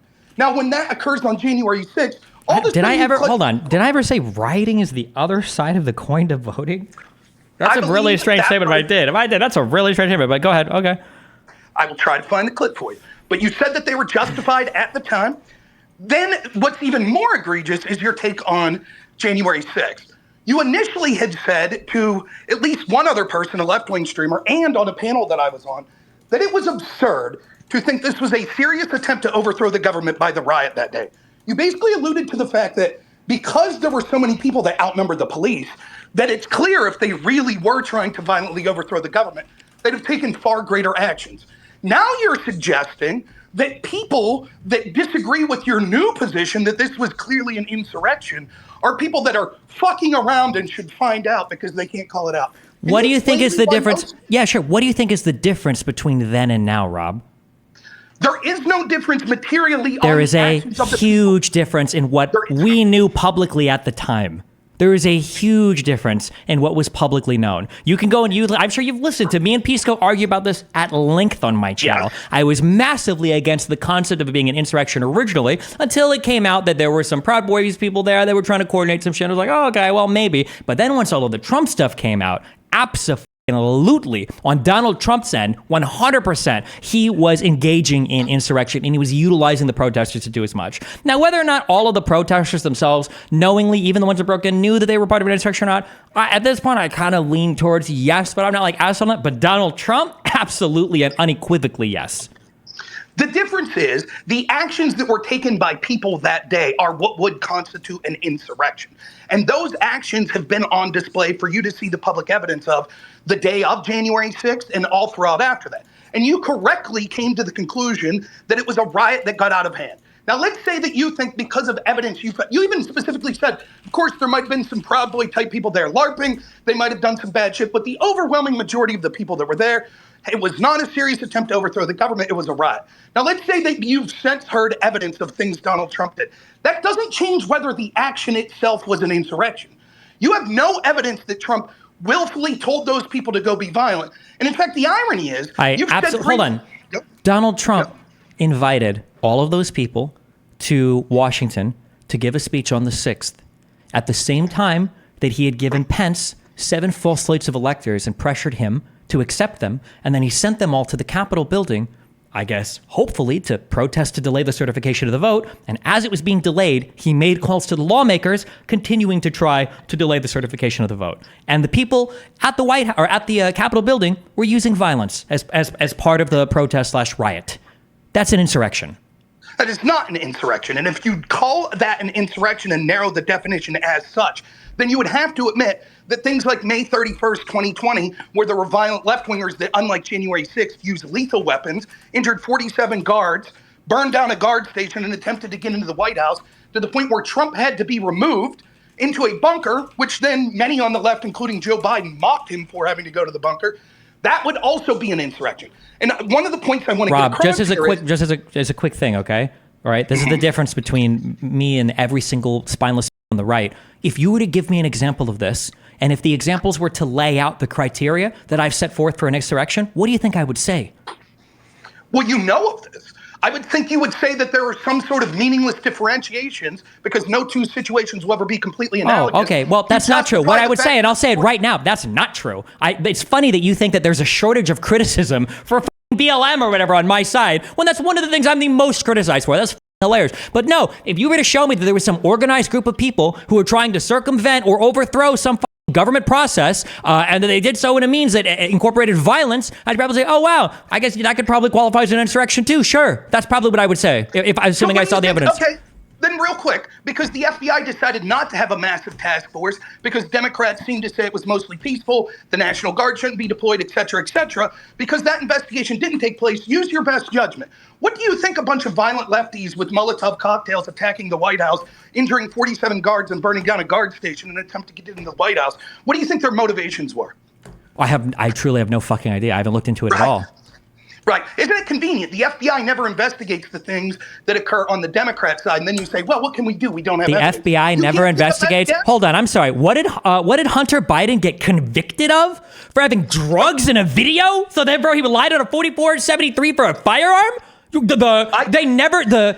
The FBI never investigates their own or Democrats or convicts them? What was the whole was it not Durham? What was the thing about Biden and the documents or whatever, that whole special counsel or whatever that was appointed by Merrick Garland, the Democrat DOJ? And I'm sorry, who did Donald Trump pardon? Every single person that got convicted that was part of him? How the are you trying to say there's a double standard here that doesn't exist on the Republican side? You're insane, Rob. The rapidity in raising your voice is unimpressive to me. I could do it just as well. Do it then. Go knock yourself out. Nonetheless, right? No, it's clear. For example, let's take those one by one. The investigation into Biden, it was covered up from the get-go. The only reason that it ever resulted in any charges was because 2 whistleblowers from the IRS outed the fact that the FBI was covering for this. Now we know the CIA was as well. Then a judge blew apart the sweetheart plea deal that was given to Hunter Biden. So with egg on their face, they charged him with the most meaningless crime that couldn't be connected to his father and their family, which was a gun charge when he was high, which I don't even think he should have been charged for. Was it that? Hold on. This happened under Donald Trump's administration. Wouldn't it have been his FBI? Yes, his same FBI that wanted an insurance policy and preventing him. The same FBI that for 4 years leaked to the press and illegally spied on him. Yes. The same FBI where Comey came out and he made statements to the press about Hillary's email usage in a totally unprecedented manner. The same FBI that had. Are you going to clown yourself on this again after the last time I clowned you on this? Oh my God. You're wrong? Sure, everyone in the audience, me and Destiny went back and forth for over an hour on this. And the IG report showed that actually the reason that Comey did that and then had to come out later and re-announce the opening of the Hillary investigation was because the FBI intentionally sat on the fact that there were more emails on Anthony Weiner's laptop. Your entire argument hinges, and the same thing that you just put forth now hinges on the idea that 1 or 2 whistleblowers can force the hand of a 3-letter to make anything public, ignoring the fact that people like Julian Assange have been like fucking pushed out of the country for like over a fucking decade. You're telling me that the FBI or whatever, they're so corrupt that they can engage in all this cover that they'd be pressured to have 1 or 2 whistleblowers make the media like force them to release shit? They can just ignore it and American minds will move on in literally 1 week. So you see how Destiny laments when he's talking to left-wingers that don't understand the facts of the case, how they're uninformed. But when pressed and someone's more informed of these IG reports than him that show this is exactly what happened, that Comey himself admitted that the reason he came out was because there was this whistleblower that was going to come out and he was afraid that the FBI would have an albatross on their neck because the American people would be furious after the election to find out that there was an allegation that the FBI sat on evidence of Hillary's potential criminality. And he got blown up in that debate. He knows it. But he defaults to these meaningless platitudes as saying, well, there could never be corruption from whistleblowers outing because if that was the case, then whistleblowers would have always outed or the FBI would have been more corrupt in taking care of them. It's nonsensical. And so furthermore, then let's go into the Herbert. Oh, I'll finish with this. The Biden business, the Hunter Biden business, what they didn't charge was the obvious FARA violations because they didn't want it to connect to Joe Biden. The fact that Hunter Biden was working with the spy chief of China, with the executives in Burisma that were considered by Joe Biden himself to be corrupt foreign oligarchs, and was lobbying to the United States and no doubt his father. Those are the crimes that aren't being charged. Okay, sorry, hold on. I stepped away for a minute. I'm so sorry. I know that you were doing your whole rant. I'm very good at it. Relating to the insurrection stuff, do you agree that Donald Trump tried to get 7 false slates of electors? I'd call them alternate slates, but yes. Hold on. They were not certified or appointed by the state legislatures. Do you acknowledge that they were fraudulent slates? That when they signed the papers that said that we assembled at City Hall and we are the state assembly and we are the duly appointed blah blah blah, that was a lie. They were fraudulent. I will say this. Unlike you, I will stay on the topic that you're desperately trying to change to because you're getting blown out on the other side. Hold on, excuse me. The whole point of this call wasn't to debate every single AGI report and everything that Rob Noah wanted to talk about. That was the point of this fucking call. The point of this was brought up Hunter Biden. The point of this. The No, it's not about getting blown out. The point of this. Not to interrupt each other. Let each other speak, please. I don't want to mute anyone because Destiny said you don't want to be muted. I'm trying to respect that wish because you agreed to come on, and I really appreciate it. Can you guys just let each other finish sentences? Just like a little bit more than you are. It's hard to hear you guys. Sure. The topic of this space, the thing that I came here to discuss, was not every single prior AGI report. It was the Trump insurrection stuff. That's what we were talking about with Kat. That's what I'm talking about right now. Do you think that Donald Trump did 7 false slates of electors? I think he did alternate slates of electors that his team recommended as a legal strategy, that was a potential to go through because he felt that the election was fraudulently taken from him and that courts were unwilling to hear cases that he truly believed in. Would you support President Biden if he SEAL Team 6 Donald Trump? Because he thinks he legitimately thinks what if he legitimately thinks he's a threat to the nation? I would not support that. I would not have supported Donald Trump if he did the same to Joe Biden. Well, but you did support. Why would you support Donald Trump? No, we don't need an analogy. We don't need an analogy. Why would you support Donald Trump creating false slates of electors? But so let's do the analogy. Would I support Joe Biden using a false slate of electors? No, it doesn't count now. It doesn't. Wait, no? Let me answer, please. I would be pissed off. I would say that that's terrible. I wouldn't think that it's criminal. I think that what would happen would be that this was an attempt to have a legal challenge to the election that was a Hail Mary. I think that had Trump been successful and Mike Pence gone through with this, it would have went to the courts. The courts would have quickly said, we don't see evidence of any sort of cheating. Hold on, wait. I'm sorry, wait. One step at a time before you do your whole weird revision bullshit, okay? So you admit that the initial 7 slates, those were not authorized by the state assemblies, right? I do believe that's the case, yes. Okay, so they were fraudulent. I don't know why you're saying alternate. wait. They were. Just to be autistic, 2 of those out of the 7 did specifically write on them that they were alternates to the main person and only to be brought in if it was found that they were the legitimate electors. I would have to read that. I That was wouldn't trust. Pennsylvania and New Don't know Mexico. that, but yeah. Okay, I would have to go and read that. I definitely wouldn't trust hearing that secondhand. But regardless, they were filled out. They claimed on the things. I guess maybe on 2 of them they didn't. So maybe 5 were false. Okay. When these were sent to Congress, the goal wasn't to have a legitimate debate over the election and whether or not there was voter fraud. They were trying to commit fraud, Rob. Right? They weren't looking to have a substantive debate on the floor about whether or not voter fraud had occurred. They were trying to push their own fraudulent electoral votes. No, that's not true. What was occurring was that, you tell me then, this would be the easiest way to do it. Let's say Mike Pence accepts the alternate slate. What would happen then? Well, nobody knows. Eastman says that he had several different plans for what could have possibly happened. He could have said that he's accepting the 7 alternate slates. He's going to cut short, I think, the time that the floor can debate, and he either accepts them or he throws it back to the House delegation and they make Trump the president. What would have happened would have been that it would have went to the court. It would have been basically a constitutional crisis that the court would have looked into. The court would have either found evidence of fraud or not. Most likely you would believe they wouldn't have. And the election would have went to Joe Biden. Hold on. No. Hold on. I'm so sorry. This was not written in any of the Eastman memos. This wasn't the goal. The goal was to get the House delegation to make Trump the president or to get Pence to just choose the false elector slates and for him to make Trump the president. That was the goal. Right. And what would have happened would have been that it would have went to the Supreme Court. You don't know that? Why do you just assume that? It's clear. So you think what would have happened when Pence would have just said Trump's president and everyone would have said, shucks. That'd been it. Let's say that Pence says Trump's president and then Trump remains president, and then what? How does it go to the court? Who investigates that? The courts would have, as an emergency measure, taken the case immediately. Now, Wait. The courts would have taken the case from who? Would have taken the cases that the alternate electors were claiming that there was Who brings the case, Rob? The federal government isn't going to do it because Donald Trump is the head of the DOJ. Oh, horseshit. There would have been people that would have spoke up from not just the federal government, there were Democrat attorney generals, etc., but there would have been people outside of that would have demanded the courts hear this case. You can't just demand a court hears a case. There has to be a plaintiff. Somebody has to file the complaint and bring the case in front of a court. Courts don't choose what they want to hear. Who has standing besides the federal government? Who would have standing there?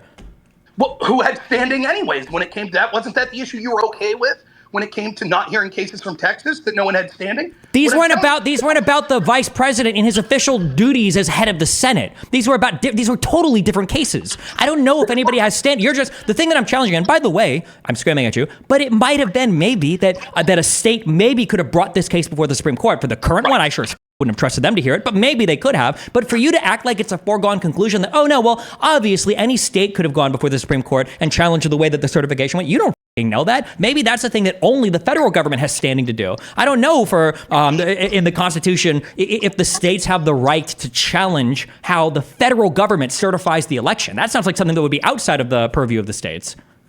I think that it's quite clear that the states that a Democratic state would have said that they had standing because they felt disenfranchised, and the Supreme Court would have been willing to hear that. Really? Texas tried that with Pennsylvania, and the Supreme Court told them to kick rocks. So why would you assume a state has standing to challenge how the federal government certifies its votes? Because what they told to kick rocks was the fact that one state doesn't have the right to say how another state adjudicates their elections. This would have been different because it would have had the federal government choosing to take a slate of electors that weren't chosen by, say, a Democratic state like, say, Arizona. Right? Sure, maybe the 7 states affected, maybe they could have brought the case. Maybe, but we don't. But for you to pretend that you know 100% that they would have had standing to do it, and that they would have heard the case, and that it would have turned out a-okay, that the Supreme Court would have sided with them, that in 2 weeks the Supreme Court would have made a decision, despite the fact that Donald Trump would also then be president. You don't know any of that. And also, look at how far gone you are. Look at how far gone you are. You're like, well, I mean, Trump could have stolen the election and essentially soft-couped the government. Well, with violence, I guess it would kind of be an insurrection, but we'll just say soft-couped the government. However, like maybe the Supreme Court would have heard it within maybe like a month or 2 or 3, and then hopefully they would have ruled on the side of, it would have had to have been, what, 7 different conjoined cases? Then, hopefully for every single case, they present these correct, like, how long would this have taken? Like, look at how far gone you are. You're like, okay, and then like 10 months into the term, the president has to step down? Like, it's unhinged. We'll let Rob respond, and then we'll move on to some other speakers Sure. that have their hand up. Is that cool, Rob? Is that okay? Yes, I will be. It's not that far gone. It's obvious that would have occurred. It's not something that I supported. I thought there were court cases that should have been heard in places like Georgia and other places, Pennsylvania, where there were election challenges that should have been heard. But there was never definitive proof, and I was against Mike Pence signing off on those. He didn't, but I'm okay for criminality to try to attempt a legal strategy like this. This wasn't a coup that was near as damaging as what you have ignored, which was the FBI's behavior towards Trump. What would the criminality even be here? Who would be doing the criminal behavior? What criminal behavior? You're the one that's supporting Trump going to jail for this. No, I'm asking you, like, let's say it goes to the Supreme Court. What are they even challenging? They would challenge whether or not the ultimate slate of electors were legitimate because there was actually fraud claims that were true. That the Supreme Court wouldn't have been holding a criminal case at that point. Hold on, wait a second. If you're arguing, hold on, just so I can be clear. You're saying that in an ideal world, it would have gone to the Supreme Court would have looked at it, and then the Supreme Court would have ruled in favor of the states in having the correct slates of electors chosen? Correct. Then why the f did you call them alternate slates instead of fraudulent slates, Rob? Because their feel was that there was a legitimate, incorrect count. When the f has that ever mattered? And if I feel like the bank owes me $1 million and I go and rob the bank, can I use that as an affirmative defense in court? In Hawaii, when there was 2 slates of electors, was one fake? No, because both were authorized by the state, Rob. Are you aware of that? I am aware. But then wait. Why did you just bring up Hawaii? Did you think I didn't know about it? No, hold on. Wait a second. Why did you bring up, why did you bring up Hawaii then when we're talking about a presidential candidate that got 7 false slates of electors certified in order to send to Congress? Why would you bring up Hawaii as a counterexample to that? I've talked to you about Hawaii. Then why would you bring it up? Because Guys, two. I'm going to. Sorry to interrupt. We've been going. Okay. Here, wait. Give Rob the last word. Go ahead. Right. Pardon? I'll just say. Give Rob the last word and then we go. Even though the states accepted it, as you know, each state could choose their own manner in which they adjudicate this. If a state wanted to have an issue with alternate slates of electors, that's one thing. The idea that it's a federal crime for Trump to suggest this is another. And the point I'm trying to make is what happened in Hawaii was they had to put that alternate slate because the time frame on when these slates of electors had to be accepted was going to run out before they could do the recount that they found was necessary. And no one said that's fake slate of electors. The idea, what you seem to be implying is a fake slate is somehow that they were nefarious and lying and there was a chance that Mike Pence wouldn't have known. It's absurd. They knew which were the slate that was chosen by the states and those which weren't. And they know that those which weren't were protesting the election, which they had every right to do. It may have been ham-fisted. It may have been stupid optically, but it's not a criminal charge. And given what we saw from agencies that you supported for years, like the FBI illegally spying on Trump, that was more of a coup to this country than Trump's failed attempt to have the courts look at fraud from these election cases. Okay, we'll leave it there. We can revisit if people want to revisit that further. Their hands up. I'd like to get to some of the hands. We have Darwin, and then I believe it was the older millennial, then Lauren, and then Christian Lamar. So in that order, Darwin, feel free to unmute and speak, and then we'll move on to the next speakers. And let's try to, keep it one at a time so that people can hear. I have people getting mad at me in the DMs that when you guys talk over each other, no one can hear anything. Thanks. Hey, Destiny, how's it going? Great. So I'm curious. You talk about how if you mess around, then you find out. And basically, what I understand your position to be, listening so far, is if somebody supports Trump or if they go to a Trump rally, then it's open season on them. Do I have you wrong there? I wouldn't say it's open season. I'm just saying if shit happens, I mean, I don't know why anybody would have any sympathy.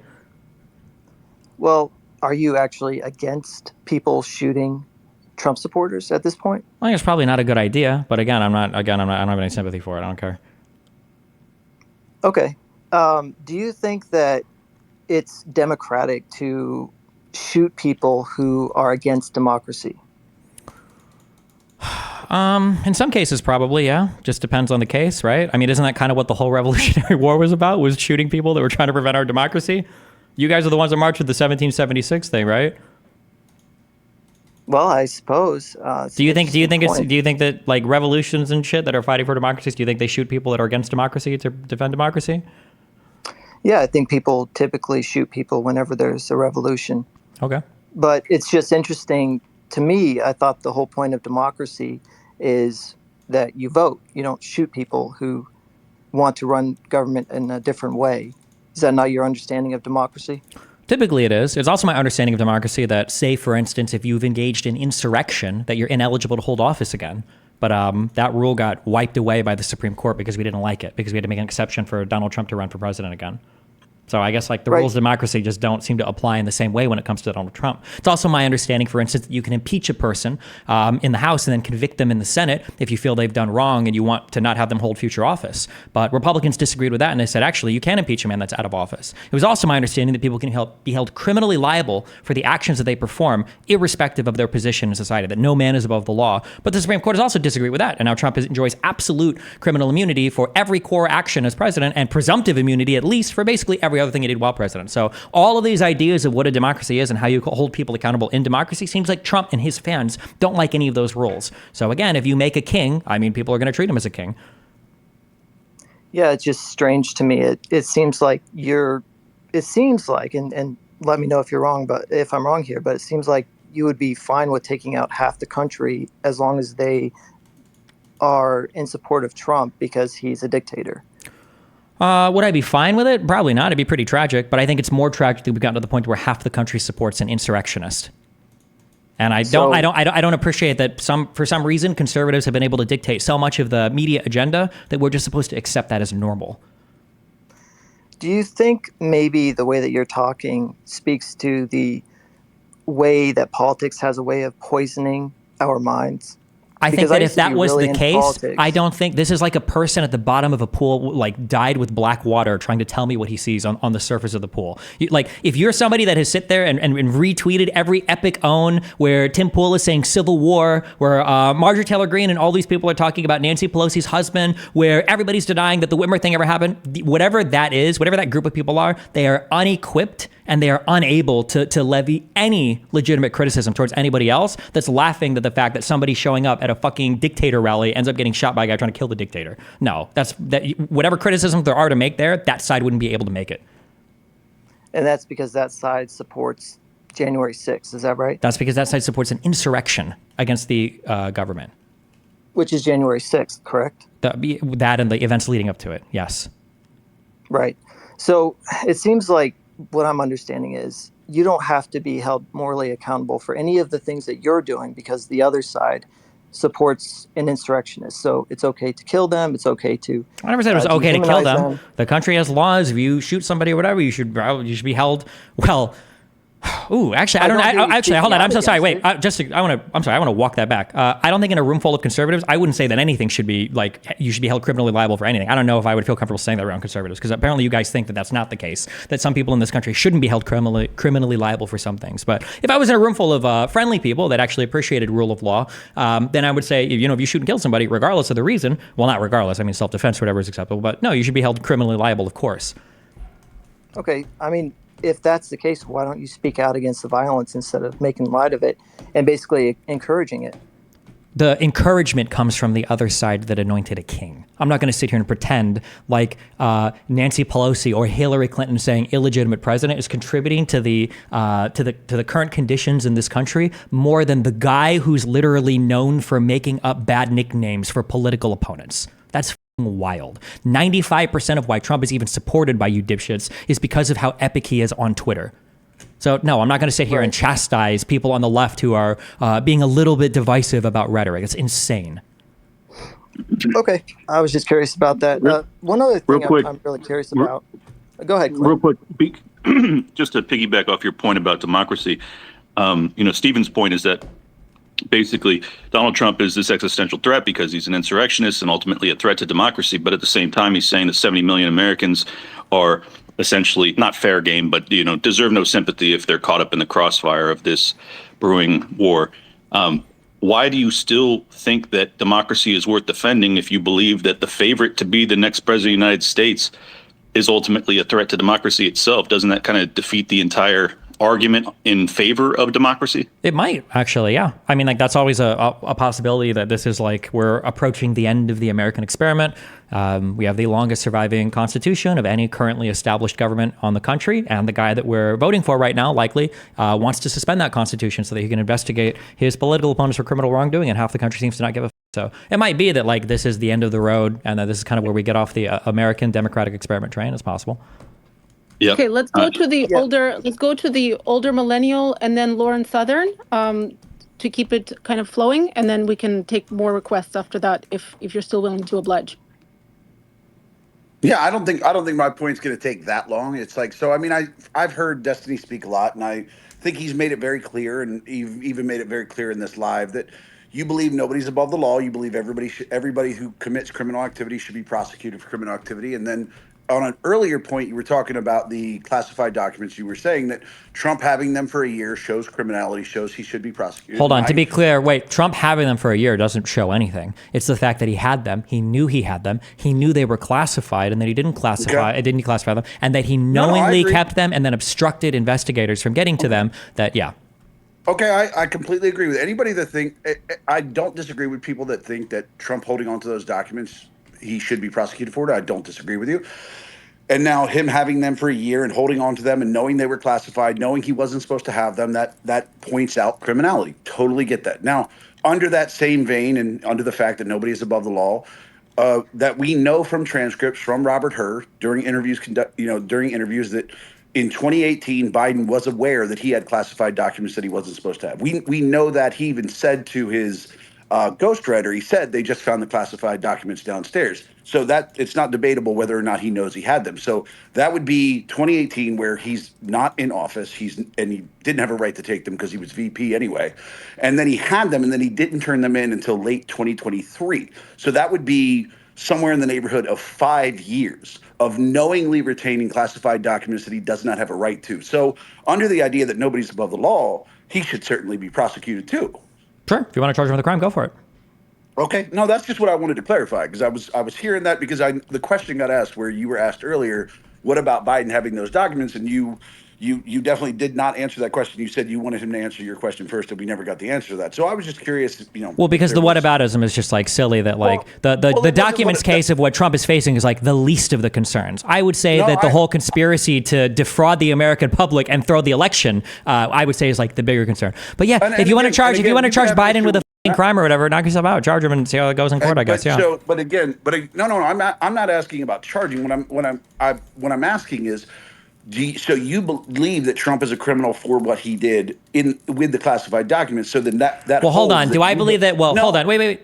What do you know? I just want to clarify. I just want to clarify. Hold on. When we say, do I think someone is a criminal? I think that from what I've seen in the indictments, I think that Donald Trump is rightfully charged with the things that he's indicted for. Now, is he a criminal? Well, he would have to go to court, and if he's convicted, then he would be. Well, I guess right now he is. Well, maybe we'll see if he gets thrown out. I guess after the Supreme Court ruling, if he beats the conviction or whatever for whatever reason, then he wouldn't be a criminal. But I think that the charges are warranted. Yes. So you would feel that even if the courts found him innocent, let him go, there wouldn't be any videos about how he got away with it because it was a judge he put in there. It would just be that's the way the justice system works, and he's obviously innocent. If he went through the court process and assuming there wasn't like anything unhinged or insane that happened, then yeah, I mean sometimes people you don't like win in court. Like it happens. Yeah, it's unfortunate, but it happens. Be like, okay, well he won. He survived the process. Yeah. I'm just saying that under your line of thinking, if we're being logically consistent, then the current occupant of the White House committed criminal activity. Okay. Just supporting a criminal. Something you accuse conservatives of doing a lot. No, it's not really about supporting a criminal. I don't think I've used that phrase a single time in here. So the problem is you come under here with the assumption that I'm as much of a cowardly as you are, and that I won't hold my side to account because you won't hold your side to account. If you Destiny, think that it's not- Biden it's not had, about if you think assuming that that Biden you're had done, cowardly if Biden, the fact that you had to walk me through 5 minutes of wasted time to say, if you think that Biden, there's reasonable suspicion or probable cause he committed a crime, would you support charges against him? And if he did do it, yeah, of course I would. Fine, charge him, convict him, whatever the fuck. Destiny, Sure. it's not The problem just isn't people on that. our The side. problem We've is that. seen your The character. problem isn't So that. we The can, problem like- isn't that. I don't even know if you could perceive my character from the puddle on the ground that you move We had around in. perceived Okay. Your character. We had perceived your That's character great. as a 30-year-old I know. man that traveled across That's the great. world to go f- a 18-year-old Okay, girl. guys, Based. let's- Okay, let's- well, guess now I'm a what? Wait, 35-year-old stop man. it. I'm going to travel across the world to go fuck your mom, okay? All I'm get it- saying is that the wait, reason... stop Wait, it. hold on. Wait, real quick. Don't cut him off. Hold on. I'm just saying... Can we Wait. get to hands, please? Yeah, wait, hold on. Okay, Real quick. You guys have resorted to insults now. I think apologize. I'd Wait, like no, to it's move on okay. to- We love insults here, okay? It's fine. Hold on. Just as a real You quick do? thing, okay? I don't care if people Okay. support like a... Real well, quick, and then I would like to move on to Lauren, please. She's Wait, hold on, wait. had Aren't I her half hands the up. owner of the space? Let the guy finish. Hold on. I just want to make one point, and then he can make one point, and then you can move on to Lauren again, okay? No Do you Canadian want to be favoritism the here, okay? co-host instead? Am I not a co-host? No, you're just a speaker. Okay, well, just... Okay, go on. Finish your Okay, point. yes, Sorry, okay. interrupting. Then we'll move on to Lauren. Finish your point. Sure. Okay. Yeah. Well, then give him the last word. Okay. I don't care. Like, supporting a criminal is not my thing. It's supporting an insurrectionist. That's what I've said since the very beginning. I'm sure that if you go through a lot of people's actions, you might be able to find crimes. Maybe you could charge them for. Maybe they'd even get convicted for. My issue right now is not the documents case with Donald Trump. That's just one of the 4 indictments that he was facing. The 2 huge ones, the Georgia one and the big federal one, the Jack Smith one about insurrection. Those are the 2 massive things. Okay. I don't even know if you want to support a president who's had criminal charges, who did criminal behavior. I don't even think that's necessarily anti-American, depending on what you're criminally charged with. There's a whole host of like stupid things there where it's like, that's criminal, you should probably be held accountable for it, but it's not like anti-American. Supporting insurrection absolutely is. It's not anti-American to not actually keep track of classified documents that put our classified activities in danger. That's not anti-American. That's not. I mean, it would depend. It would depend on. It would depend on. As somebody who spent 10 years in the Army, I know that anybody that misplaced any classified materials in the Army, if you misplaced even a low-level classified document, one of them, you were going to lose rank, you were going to lose pay, you were very likely going to be getting jail in the Army. You're definitely going to be discharged from the military. So. Hold on, just as a real quick thing. You probably, I mean, you could be discharged, you could lose your job, you could lose rank, whatever. Likely criminally charged? Probably not. Here's the thing. First of all, as somebody who worked in the crypto side of the Army, yes, you will be criminally charged. In fact, I've seen people be criminally charged. I've seen soldiers be criminally charged for losing a crypto device in a Humvee that was blown the fuck up. So yes, yeah, no, that doesn't happen. happen. No, that doesn't happen. I'm sorry. Okay, sir. that's fine. I'll tweet you. I'll tweet you the guy. Yeah, that's great. I was just going to add something real quick. I would say that's... No, sorry, Myron, thanks for coming in, and thanks for coming on. I know I usually troll you pretty hard, but we can put that aside for now. Lauren had her hand up, and then I believe it was Christian Lamar, and then we can go. Let's do the hands. Let's get through the hands that people have been waiting patiently for, and then we can get to you because I'm willing to host the space as long as Destiny's willing. Okay, is that cool? Am I supposed to say Lauren, yes to that? go ahead. Oh, sure. Okay. Yeah, okay. I mean, listening to this, it sounds like whenever you go back to the electors stuff, you make it sound very cut and dry. Like this was an insurrection. This was extremely deliberate, extremely illegal. Like, how could they? This has never been done before in the country's history. But when I read about it a bit, like fake certificates, this is from AP News, fake certificates were submitted in the battleground states of Arizona, Georgia, Michigan, Nevada, Pennsylvania, and Wisconsin. In New Mexico and Pennsylvania, fake electors added caveat saying the certificate was submitted in case they were later recognized as duly elected qualified electors. That would only have been possible if Trump had won any of several dozen legal battles he waged against states in the weeks after the election. Republican Party of New Mexico Chairman Steve Pierce said Friday that the state faced numerous election challenges that had the possibility of going before a court. Therefore, he said the GOP electors cast their votes by the deadline written within federal statute in the event the election outcome changed. And Democratic Attorney General Torres agrees that the Republican electors did not violate the law, but now he wants to criminalize the process used by both Democrats and Republicans, Pierce said, referring to the 1960 presidential election in which Democrat electors in Hawaii cast votes for John F. Kennedy, despite that state initially being called for Republican Richard Nixon. So this sounds like a little more complicated than just this cut and dry, like Trump was trying to steal the election with his electors. Hold on. Why the whole point of submitting the false slates of electors were so that Vice President Pence would choose them when Congress was counting the votes in order to choose the false slates of electors, or to use them to cause confusion, to throw it back to the House delegation to just make Trump the president. There is no part of that that is a legitimate or legal process. Well, then why did the Attorney General, the Democrat Attorney General, agree that the electors did not violate the law? Saying that somebody didn't violate a particular criminal statute in a state speaks nothing to the federal case of the criminal conspiracy to overturn the election. It might be that in 2 states, maybe they found a carve-out or a caveat to avoid criminal charges, but the electorates were not chosen by that state, and the goal of those electorates was not to represent the actual voters of the state. The goal was for Pence to unilaterally declare Trump the president in Congress using a variety of means. All right, I'll read the indictments and we can have a debate about this at a further date, but it definitely seems like a little more complex. It's absolutely not. I know it seems that way, but it's just because it's the first time you've ever read it into it in your entire life, and now you're trying to nibble around the edges of like, well, actually, the way that he crossed his T on this particular thing, maybe, I know, and I'm going to love when you come back and you're like, oh, well, actually, if you actually look in 17, or actually in the year 1427, there was a British king once, and he talked to a feudal lord, and when they were doing their play electorate college for their children, they actually did this thing, and the common law said, bullshit. The people voted in a certain way. The electorate slates were not contested. This has never been a thing that's been contested. And Donald Trump is laid out in a whole thing. As part of your reading, you should Google Eastman memo, and you can read the whole plan. Nothing about that is democratic. Nothing about that is legal. It hinged on them assuming that the electoral count was unconstitutional and that they would be able to challenge it on the floor and have it thrown to the court while they cause mayhem and seat Trump as president. No part of this comes off as like a legal democratic process, even if an individual elector in a state might avoid state criminal charges for it. Great, I will read it because I sure as shit have not taken your word for it. Okay. Okay, we can go to Yeah, it was Christian. Christian. Yeah, thank you. Thanks. So I got a question for Destiny. Do you first of all you live in the United States, right? Unfortunately, Correct. right now, yeah. Okay. And do you know? I'm assuming you're a citizen here. So do you know what kind of country you live in, as far as the type of government is the country? Are the 3 branches of government, Article 1, Article 2, Article 3, are the 3 branches of government, do those 3 branches equal a democracy?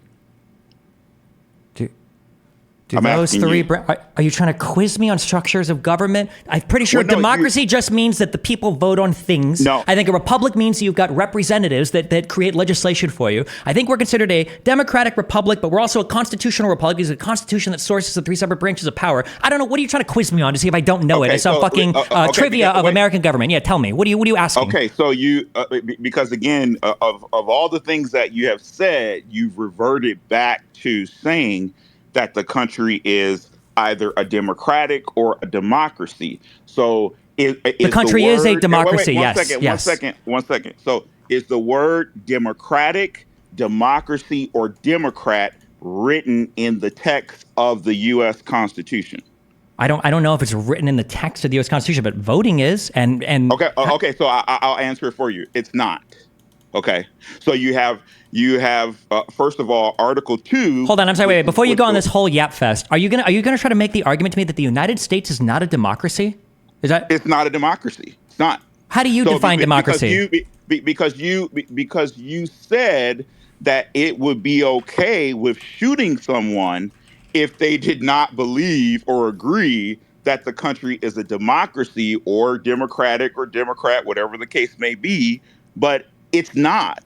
And you have wait real quick so that we're on the same page. How do you define a democracy? A democracy is not what we have. I didn't ask what it's not. Is this a troll? What is a democracy? It would be primarily based on, number one, using the popular vote as much as possible. Yeah, that's not true. No, that's not true. And then number two, then number two, democracy allows the government to go around the text of the Constitution and not abide strictly by the text in the Constitution. So in our country, we have the 3 branches. We have, first of all, Article 3 is appointed by Article 2, and also Article 3 has to be confirmed by a half of Article 1. Article 2 is elected by the Electoral College, and then even when you look at Article 1, Article 1 is divided up by congressional seats based on our census. that census is also divvied up according to the Electoral College, and then you have the maps that are drawn out. Okay, I'm good. I don't need the state. I don't need the fake government lesson. If you don't have anything, if you don't have anything else to say, we just move on to the next person. Other people want to speak. Your whole premise. If there are other people, sir, I honestly don't give a with what you have to say. I don't need to listen to somebody talk about how the country that I live in isn't a democracy. Then why are you speaking? Then why are you talking? Thank you. I know you don't care. Okay. So now going back to okay, poke me when this dude is done, okay?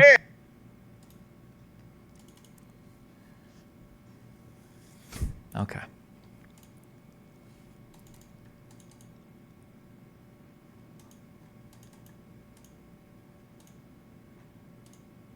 Do you think he's done?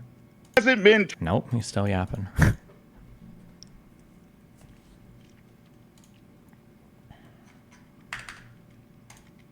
Fuck me for this to go on.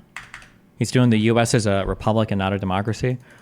He might want to make the super strict argument that like an individual citizen gets a right to vote isn't like founded in the in any of the Constitution, which I'm pretty sure is technically true because, like I mean, we've said this before, the states vote for president, but like the idea that like the people are the ones that vote for things, that it's we the people, it's not we the representative, it's not we the parliament, it's not we the Congress, the idea that this guy would come on and try to make the argument, well, actually, we're not a democracy at all. We're some other whatever autistic shit he was arguing for, I guess.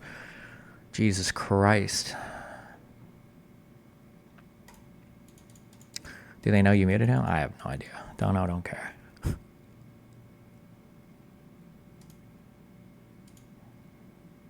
No, it's not a... No, he's still gone.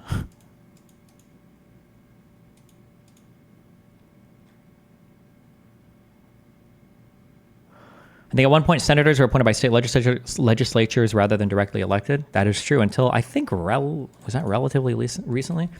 Your federal senators, the people that go to your law house, were just chosen by the by your state assembly.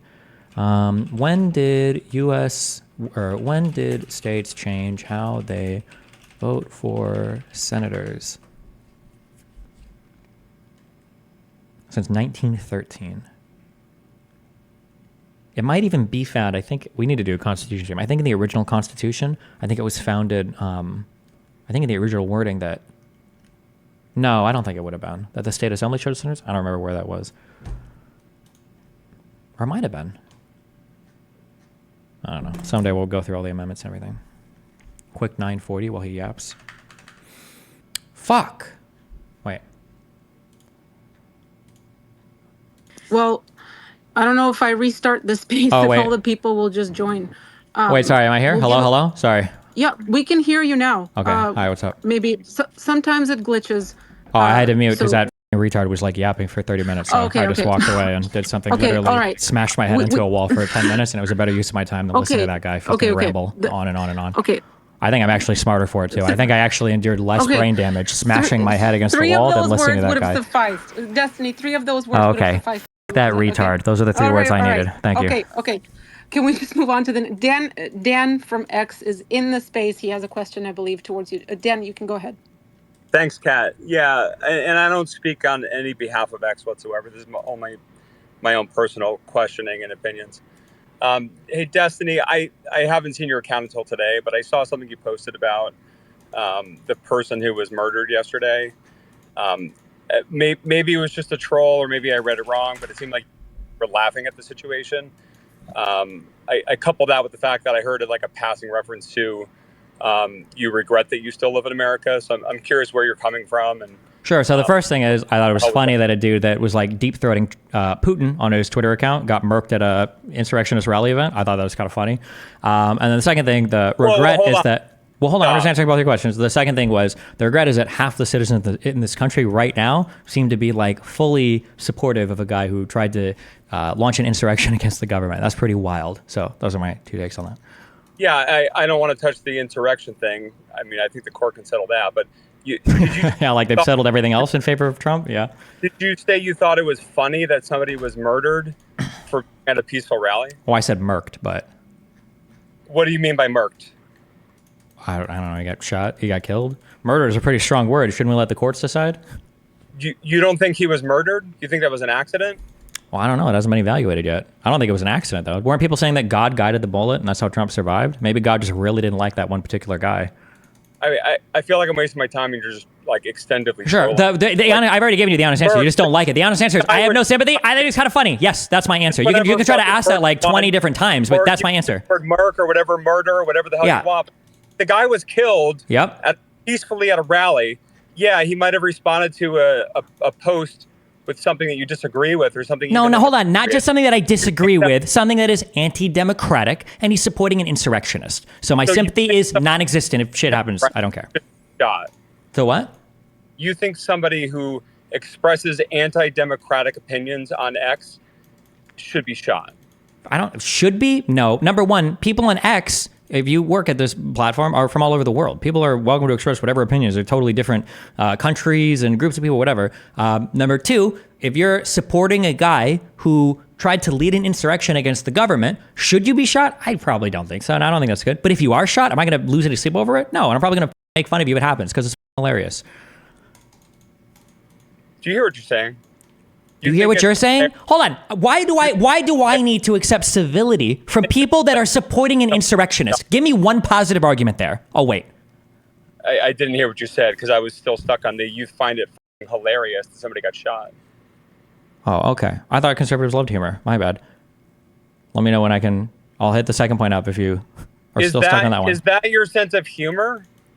That when people support an insurrectionist and then they get shot and they're like, wait, what? Violence at the rallies for the guy that's saying we need to overthrow the Constitution?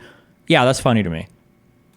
Would it be funny if, insurrection, you're saying it's funny because you think this guy supports an insurrection. You have no idea his actual full views and opinions. But I know that he supports a candidate that tried to lead an insurrection against the government. Can I fucking finish?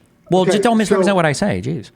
Okay, so if there's an insurrection, say, such as any of these invasions of capitals from leftist protesters, if they were shot, you think that would be like, would it be cool if I thought it was funny that people got killed because they were doing something I didn't like or didn't agree?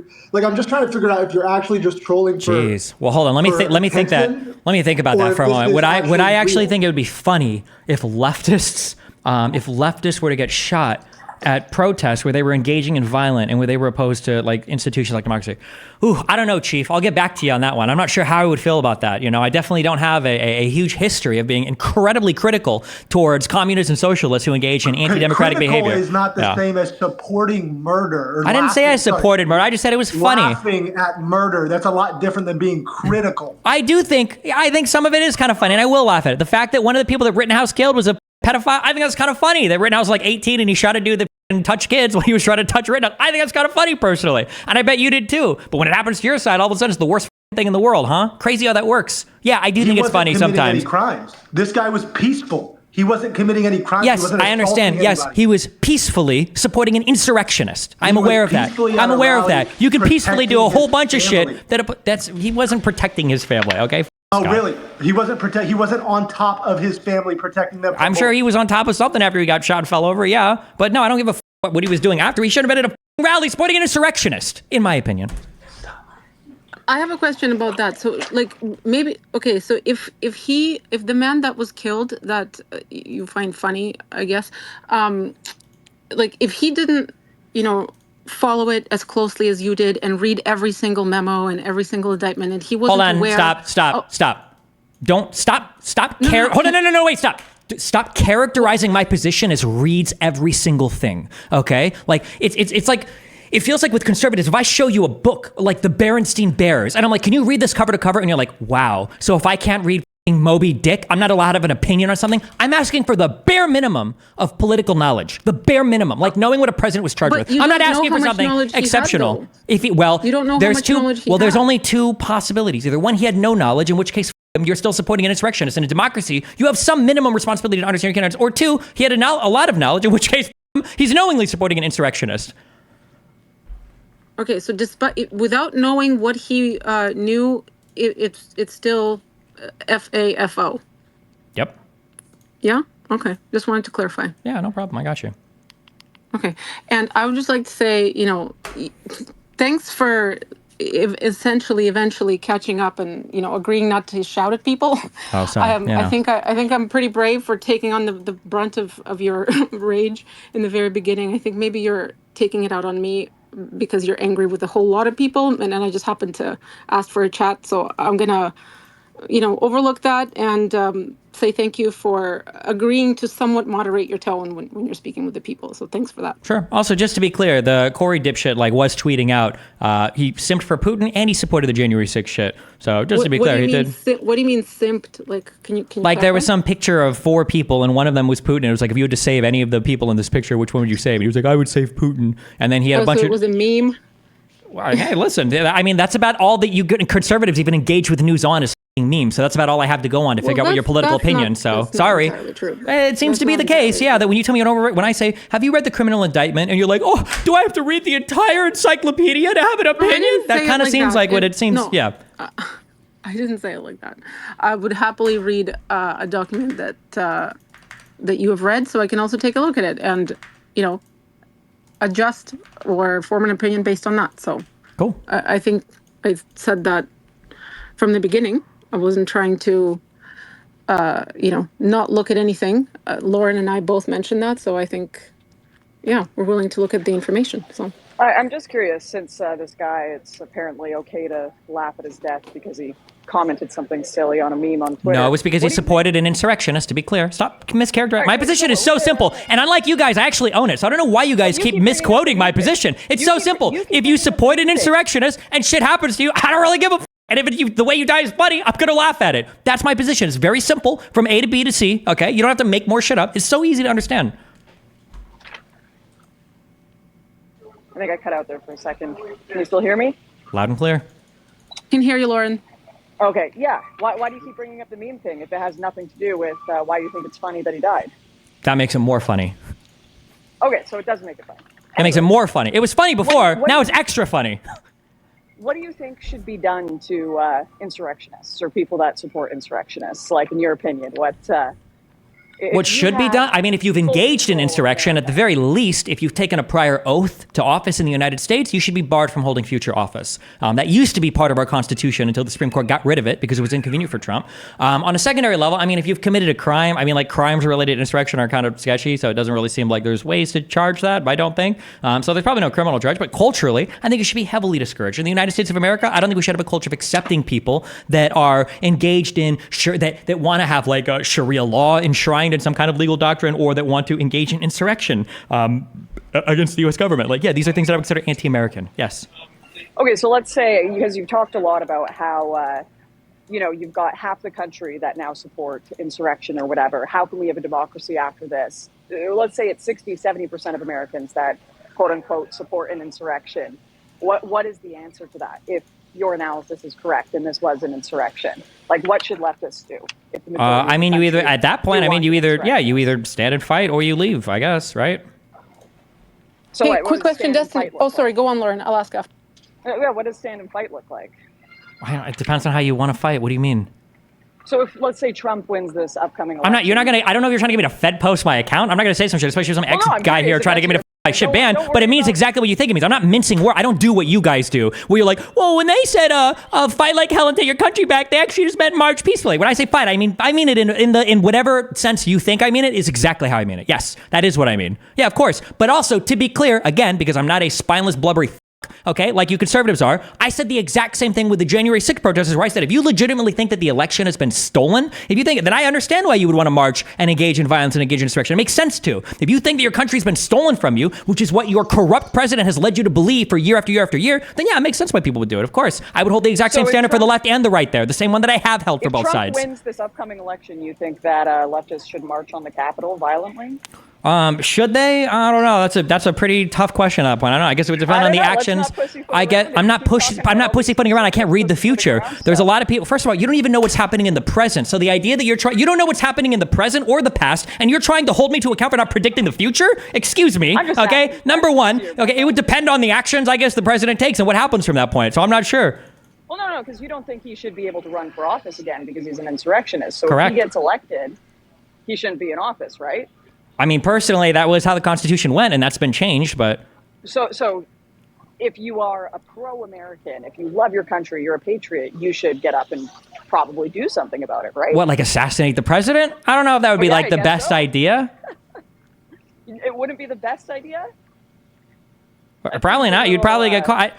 If stuff like this, if there's violence, this is the same autistic arguments that you retards use for Ukraine and Russia, where somehow Ukraine gets blamed on Russia invading their territory and fighting back. You can't shoot missiles into Russia. It'll lead to World War III. Whatever happens past the Trump election, the conservatives own that. That's what I would say. Regardless of what happens, they own that. That's their thing. That's their path. That's the path that they put the country on. I think you're leaving room to say, yeah, maybe people should do something violent about it. No, first of all, that's been the conservative line. Hold on. I've never said that people should do something. I've never used those words, okay? I'm not saying people should, all right? Just the same way I haven't said the right, people should do a particular thing. But I'm saying that if it happens, I don't have any sympathy for it. I don't know what people should. And it's obvious, like, the path that people are putting us on. Like, that's a pretty obvious thing. That when you make a president and you start changing the rules for that president and you put him above criminal conviction, what the do you think is going to happen at that point? Like, it's an undeniable, unavoidable path that you're going down. Okay, so Trump gets elected, people violently storm the Capitol. You're going to condemn that or not? If Trump gets elected and people violently storm the Capitol, I don't know. I'm not sure. I'd have to think about it at the time. I'm leaning like 51% in supporting it, I guess. 49. They start holding Marjorie Taylor Greene at gunpoint hostage. You're not sure, 50%? You laugh, but that's because in your world, all the actions are the same because you have no idea what the is going on with anybody. You didn't even know how this insurrection worked 20 minutes ago, and now you're laughing. You're like, well, it's attacking every single person the exact same. Oh, like you're not even able to engage in the conversation. So I don't know why you're laughing when you ask. Like, well, if somebody attacks somebody that is anti-democratic, that advocates for the president to be held above all criminal liability, do you think that's the same thing as when people wanted to steal AOC shoes? Don't you think that's the same thing as when they? Yeah, that is what you're saying. If something happens, I don't know. You can ask me about it then. I'm not going to future predict every potential thing. Okay. Referring to January 6th. I was just saying, if leftists stormed the Capitol violently, held people hostage at gunpoint, would you defend that? I would say that before Donald Trump tried an insurrection, I would be highly critical of all of that type of behavior. That's what I would say. But you'd be less critical now. Maybe. Who knows? We'll see what happens. All right. Interesting. I saw Diligent came up. Diligent, I have no hands, so I'm just going to go by who's come up and wants to speak. I was just kind of observing the exchange for a minute before I chimed in. I'm late to the party, so to speak, so I was kind of assessing Destiny's position because obviously he doesn't like it suggested. I was kind of waiting for him to clarify since I was late, but I think I get the gist of it. We won't get into hypotheticals, so we'll stick to what we know has occurred already. I think we can discuss that. What is your position on the Summer of Love? Is that an insurrection? Is that justifiable violence in the name of left-wing politics? Can you clarify your position on that? Because it kind of leads into what we saw. I don't think that any part of it was an insurrection. I'm not aware of any plans to overthrow the government. Also, you're talking about a huge range of protests. In parts of protests where there was rioting involved and people were either violent or breaking curfews, obviously I think that all of those people should be held as accountable as possible. I've never opposed any of that ever. I don't know why you're trying to ask me both sides on an issue. Just because you're too cowardly to take a side against your own political party on one thing doesn't mean that I am. I've been highly critical of riots in the past. I'm quite famous for it. So yeah, I would say that anybody that engaged in illegal behavior should be charged with illegal behavior. And for the rioting, there obviously was a lot of that. So I don't know what you want me to say for that you think is surprising there. There was no insurrection. I don't know what this kid is talking about. There was no insurrection. Okay, I mean we can walk through it from start to finish. Do you think that Donald Trump? Sure. Do you think that Donald Trump had 7 false slates of electors prepared for states that he knew that he was going to lose, or for states that he lost? No.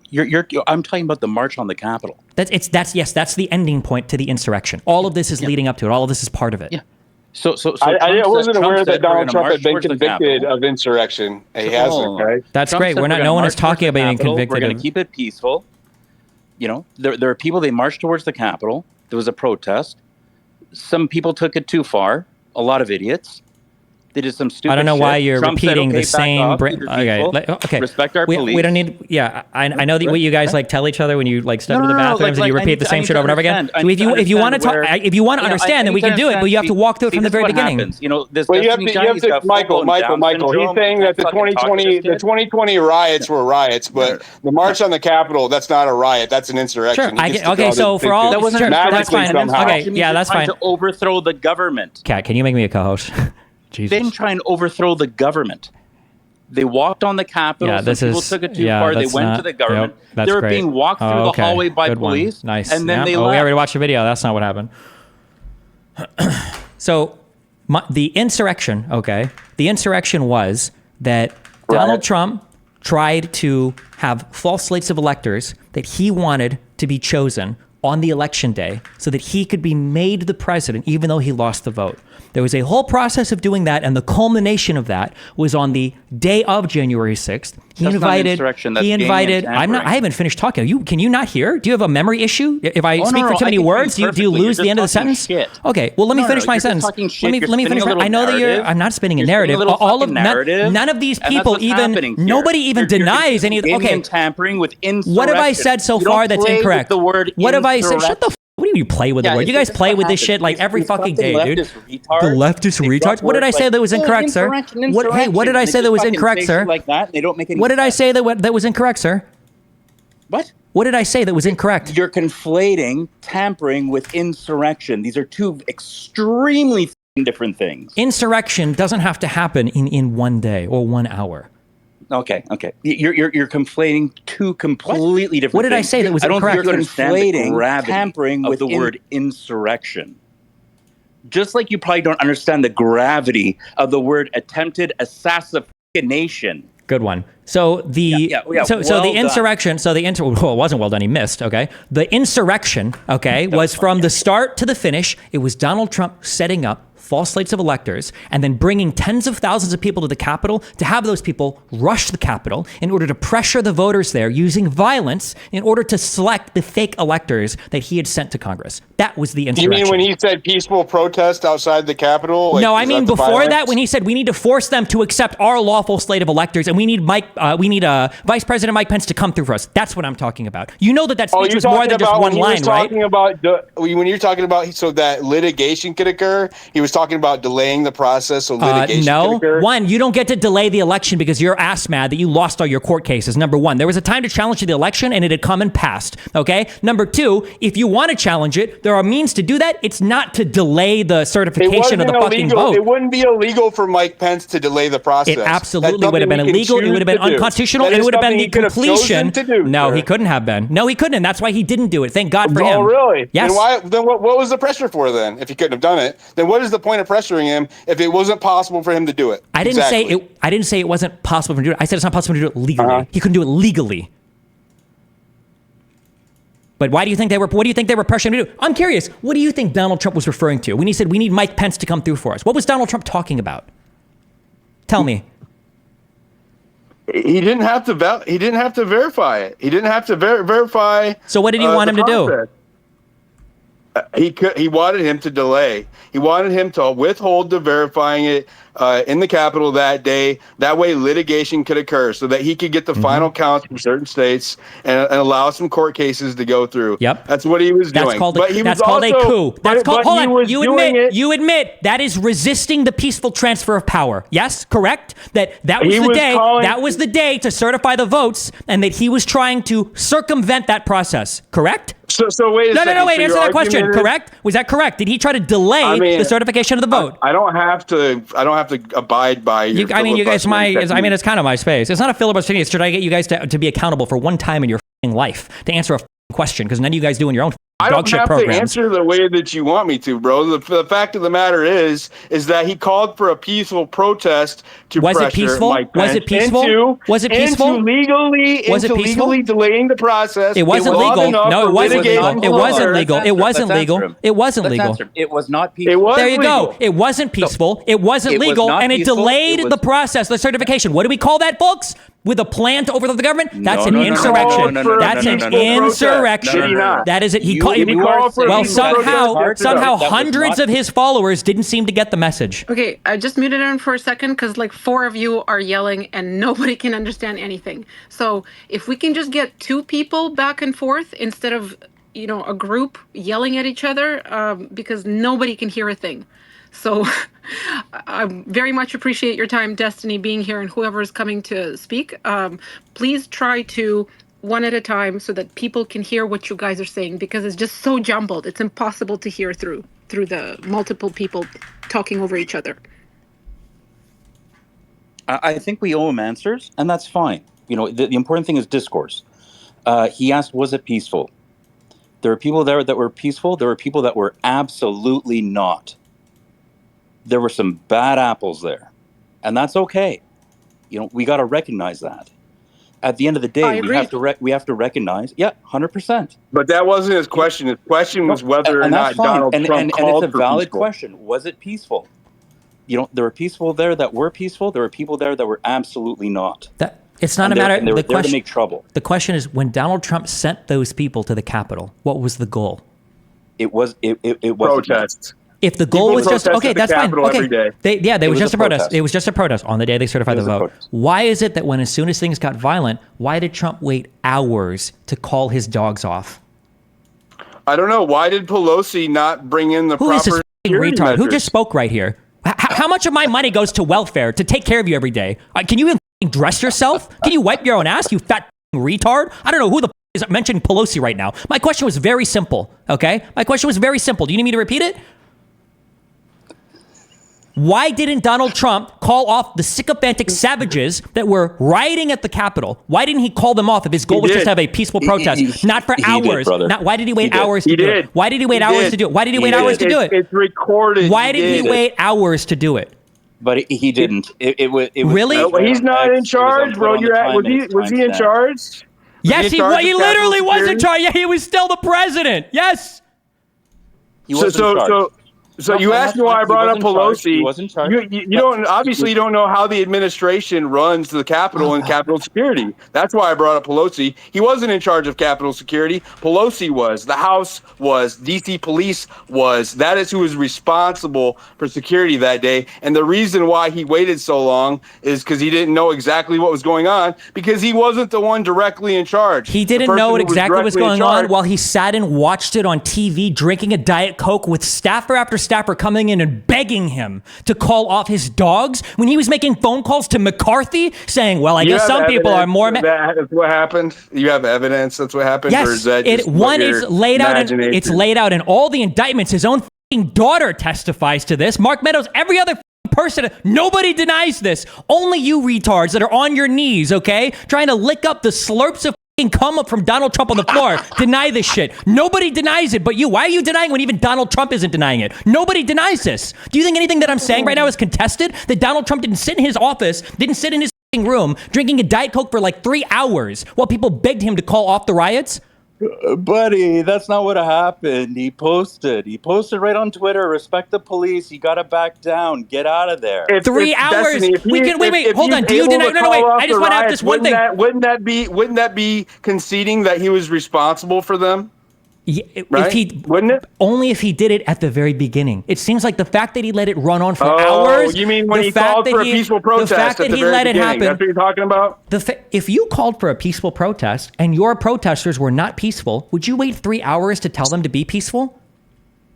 He told them to be peaceful before there was even a riot. What are you talking about? And when there was a riot, he's no longer in control like anybody else. He's no longer in control. Then why is it that after he tweeted out, hey guys, we need to respect the police and go home? Why did people go home after that?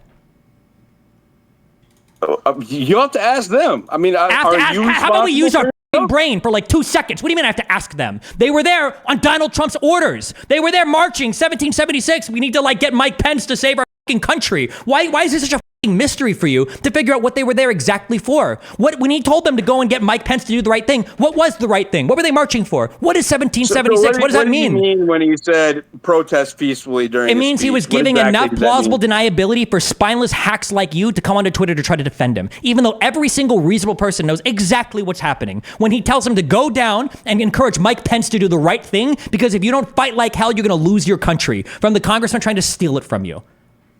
So you want us to believe the implications? I feel like every retarded thing that comes out of your mouth starts with "so you."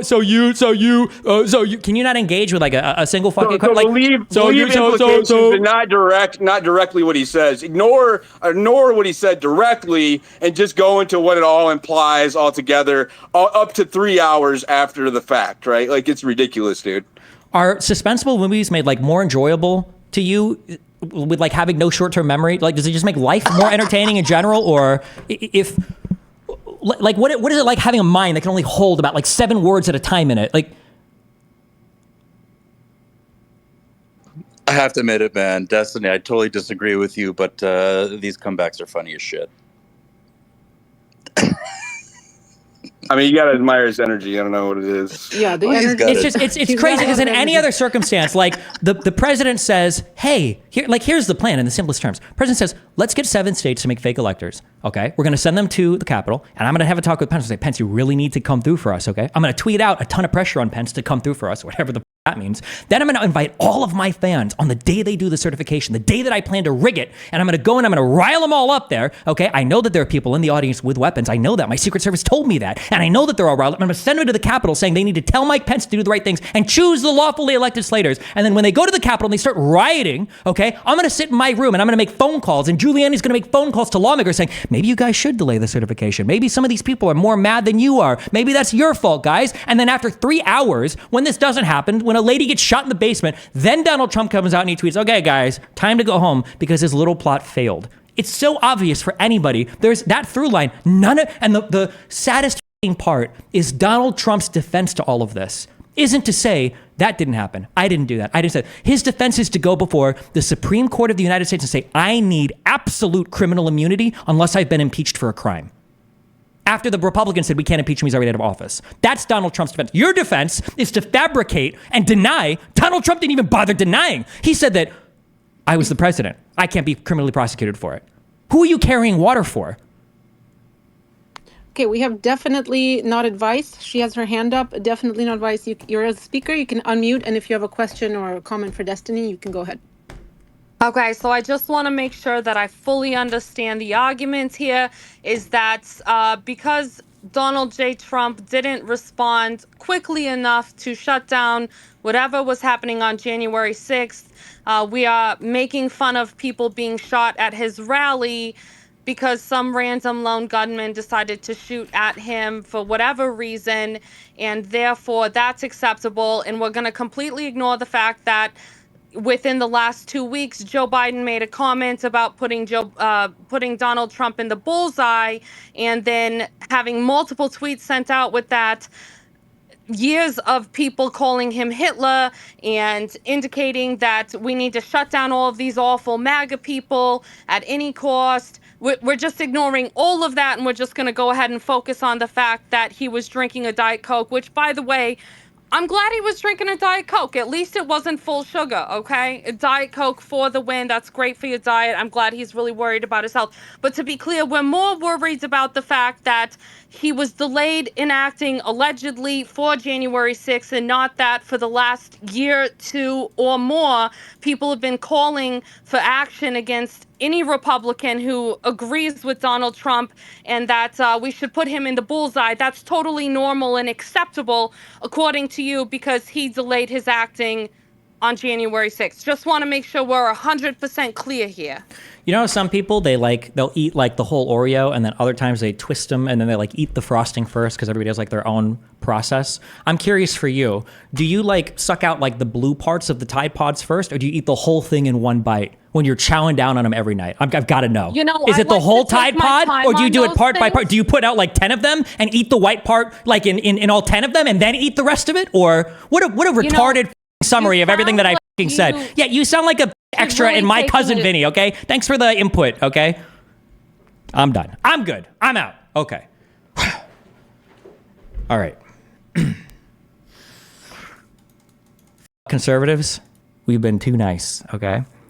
I know that I've picked up some conservative fans, okay, over the past few years, maybe. I don't know how long, okay? I know I got more. I know I've got more than 1,000 of you, okay? You are disgusting, anti-American, anti-patriotic fucks, and you are the cancerous rot that is destroying my fucking country, okay? Okay, so for people that were all over Twitter yesterday, this is my issue, I guess, explaining the long and the short of it, is somehow Republicans have enjoyed the ability to act with impunity in the most traitorous means possible in this country, and somehow we're supposed to treat them like ordinary citizens that are just exercising their democratic voices, and they have just as much legitimacy and just as much rights to their opinions in an American democracy as anybody else. And that I'm tired of pretending for 4 years that that's supposed to be a thing, that people that are fully and willfully supporting a man that engaged in insurrection, that I'm supposed to treat that as like an equal opinion, and that like I'm supposed to sit here and have like pleasurable and nice conversations. And I think looking back on it, talking with Ben Shapiro, Jordan Peterson, any of these people, I already said that like I was worried like if I had more mainstream conversations, I feel like these conversations are gonna be bad or boring. And now looking back on it, I think they were bad and boring. And I think it was cuck bullshit. I don't think I have any desire to sit here and pretend like somebody has the same value as an American citizen as a person who like openly and wholly supports an insurrectionist president. And I'm tired of pretending that way. In a democracy, there should be multiple ways to hold people accountable. And Trump has gotten to slide by all of them somehow. He wasn't allowed to be impeached because Republicans said, well, he's gone. We can't impeach him anymore. He left. We can't impeach a guy who's out of office. Remember, that is the only reason why he survived the conviction in the Senate, is because enough Republicans said, you go and look up the votes, enough Republicans said he's out of office, so we can't impeach anymore. And then afterwards, Donald Trump went before the Supreme Court and he said, well, I can't be criminally charged unless I'm impeached. Right? Somehow he got to have it both ways. The Supreme Court gave him more than what he was asking for when it comes to criminal immunity. The Supreme Court rewrote the Constitution and they disregarded the 14th Amendment in order to have Donald Trump be qualified to sit as president again. He was able to avoid conviction, and he pardoned every single criminal fuck friend that he had in office when he was in office, and he had the ability to pardon them. I think that from now on, when I engage with conservatives, the first step is always, and this should have been the strategy from fucking day one. And you know why it didn't happen? It's because I wasn't read enough on it. Embarrassingly and ashamedly enough. It's because I didn't follow enough on it, because conservatives were so fucking good at setting the media standard, the agenda, that I would have assumed, well, if something as unhinged as this is going to happen, of course, like the liberals will talk about it, but they aren't. And instead, we got more airplay over the past 2 weeks of Joe Biden, okay, looking like a bumbling dipshit than we did about the fact that the president of the United States now enjoys absolute criminal immunity when operating within his conclusive and preclusive powers of the president, whatever the fuck that means. Okay, just to be clear, none of these things like really mean anything. When you get people coming out like, oh, presumptive immunity, that didn't exist before Roberts wrote it into existence. Or when people come out and they talk about like, oh, the core powers of the what are the core powers of the that didn't exist until Roberts wrote it into existence. Okay, or when people talk about the Supreme Court, it's like, well, actually, Congress didn't make laws in the 14th. They didn't make laws for equal protections either. They don't have to. It's an amendment. The Constitution doesn't need a law to enforce itself. What the part of the Constitution has ever needed Congress to write a law saying that, well, this is what the Constitution says? You don't need a law. Constitution exists above Congress. Why the would you need Congress to enforce any part of the Constitution? It's the Constitution. But the every single conversation needs to be, do you acknowledge that Donald Trump led an insurrection? That's the start. And if they don't believe that, well, then you walk them through the process. Because remember, none of the insurrection is even contested. None of it is contested. The only way that Donald Trump fought against the insurrection charge was, one, is he told the Supreme Court, not directly, but he got the Supreme Court essentially to rewrite the Constitution so that he could serve in office again, even if he was an insurrectionist. That was number one. And number two was asking the Supreme Court for immunity from all criminal charges while acting as president. Those are the two methods that he employed in order to fight against what he's been publicly accused of, and in some cases criminally charged of doing. That's the first thing that you walk him through. Number one. And then the second thing, I would just be curious, why did Donald Trump pardon every single person in his administration that was charged with a crime? People like Manafort. Number three, why isn't Donald Trump going with the same vice president that he had before? Isn't that kind of strange? Why is it that none of Donald Trump's past cabinet members seem to be supporting his run for president? Isn't that kind of strange? Why is it that nobody that's worked with Trump, why has he turned his back on almost all of these people? Isn't that kind of weird? These are the things that you should exclusively ask conservatives about. And when conservatives want to talk about anything else, there's two things you can do. You can either say, hold on, I need you to answer these questions first. And if they don't, then you walk the fuck away because they're not even worth the conversation. Don't even fucking waste your oxygen talking to these people because they're not worth it. Okay? This is the only way that conservatives should be treated. Just as a fair warning publicly, okay, post this to all of your conservative comments. If I get invited on any conservative show, any program, I don't give a fuck if it's to play mini golf. Okay, from now on, whatever I get invited for, that's where the conversation starts. And we'll spend all 60 to 120 to 180 to 240 minutes, however, to 5 hours, however the fuck long you want to talk, we will sit here, we will talk, and we will go through step by step of how Donald Trump tried to insurrect the government.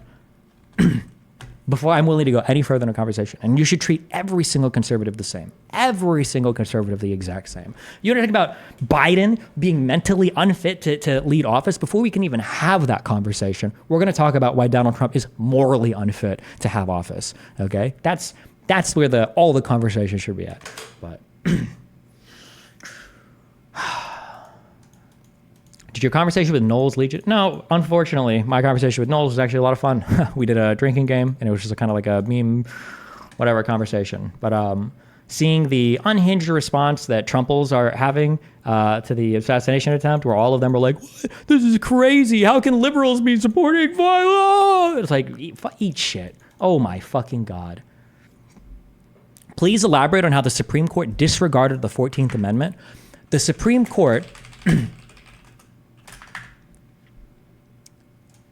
The 14th Amendment, wait. Sorry. How do I get to the entire...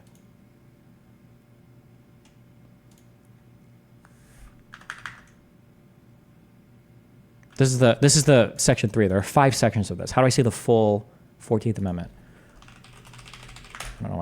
I shouldn't have looked for section 3. Hold on.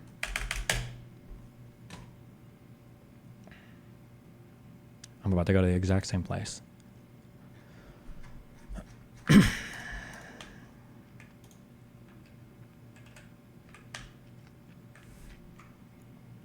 The 14th Amendment had 5 different sections to it. One of the sections that were passed after the Civil War, well, part of the 14th Amendment passed after the Civil War, is that no person shall be a senator or representative in Congress or elector of president and vice president or hold any office, civil or military, under the United States or under any state who, having previously taken an oath as a member of Congress or as an officer of the United States or as a member of any state legislature or as an executive or judicial officer of any state to support the Constitution of the United States shall have engaged in insurrection or rebellion against the same or given aid or comfort to the enemies thereof. But Congress may, by a vote of 2/3 of each house, remove such disability. Okay? This was a part of the Constitution because it's in an amendment, and this was passed after the Civil War because we didn't want people who were insurrectionists to run for office again.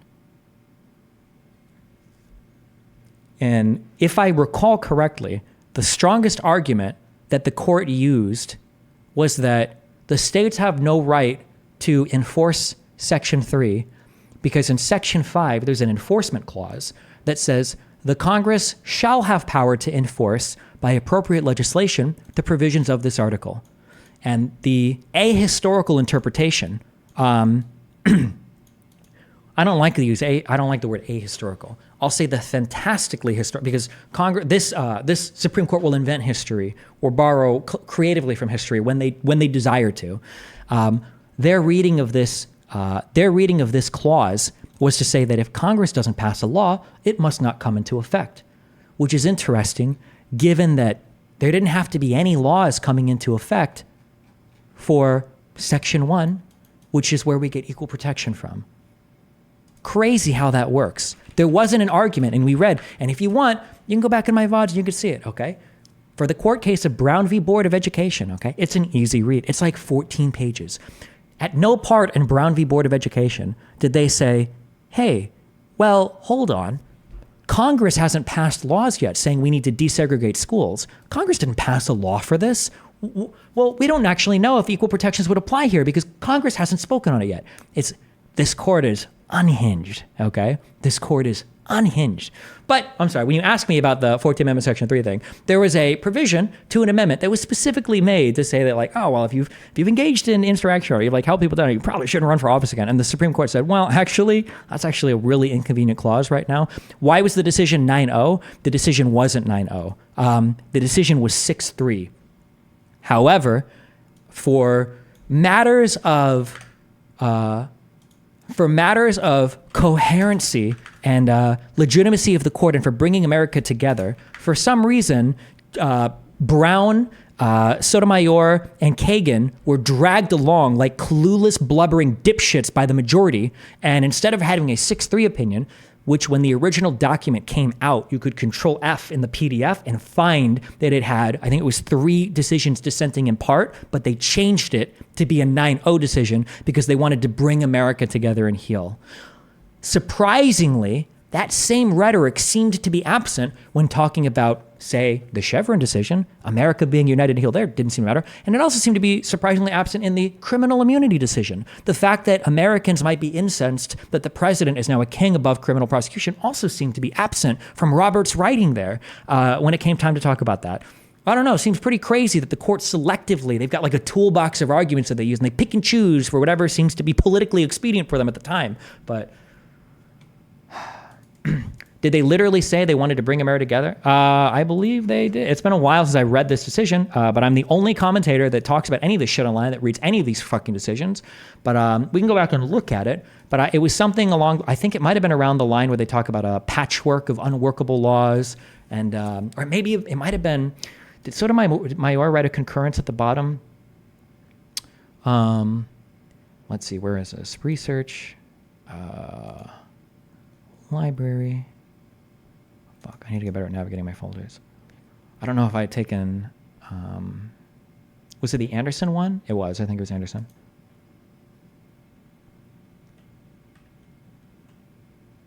Oh, when they wrote their concurrence here, I don't think they included that. Maybe it was in the, oh, it might have just been here.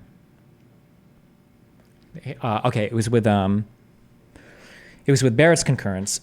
Justice Barrett concurring in part and concurring in the judgment. I join parts 1 and 2B of the court's opinion. I agree that states lack the power to enforce Section 3 against presidential candidates. That principle is sufficient to resolve this case, and I would decide no more than that.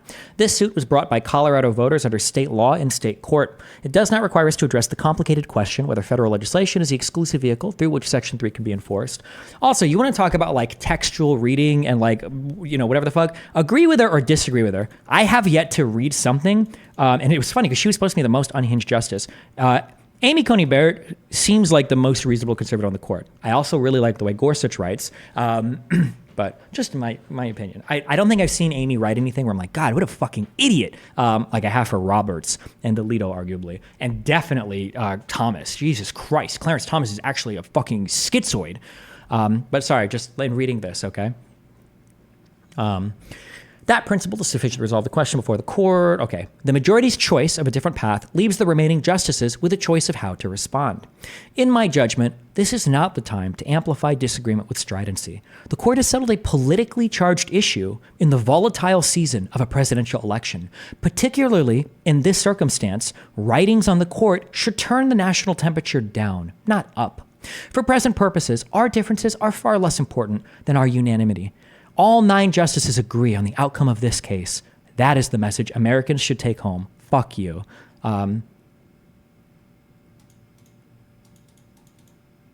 Brown is her middle name? Oh, wait, is it Brown Jackson? Jackson might be the last name. Sorry, I mix the two up sometimes. It's Jackson Kagan and Sotomayor. But this is, where was this turned the temperature down? Where was this in the immunity case? Excuse me, what?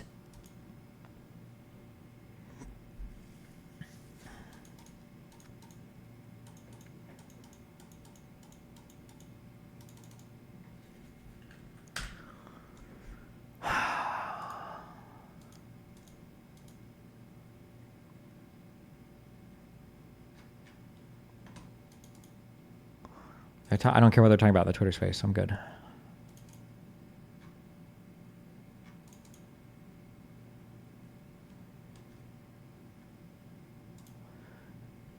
I agree with Chevron in this ruling, but immunity was fucking wild. I think that Gorsuch, in my opinion, don't tell people, Gorsuch made a very compelling argument for Chevron. I don't think this decision was defensible, but maybe. The immunity one was just the most unhinged shit. I don't know where. Well, I guess I just haven't read enough decisions yet to get a feel for all the justices. But the idea that Roberts is the center of this court and could write such an amateurish, ghoulish fucking opinion is unreal to me. But yeah.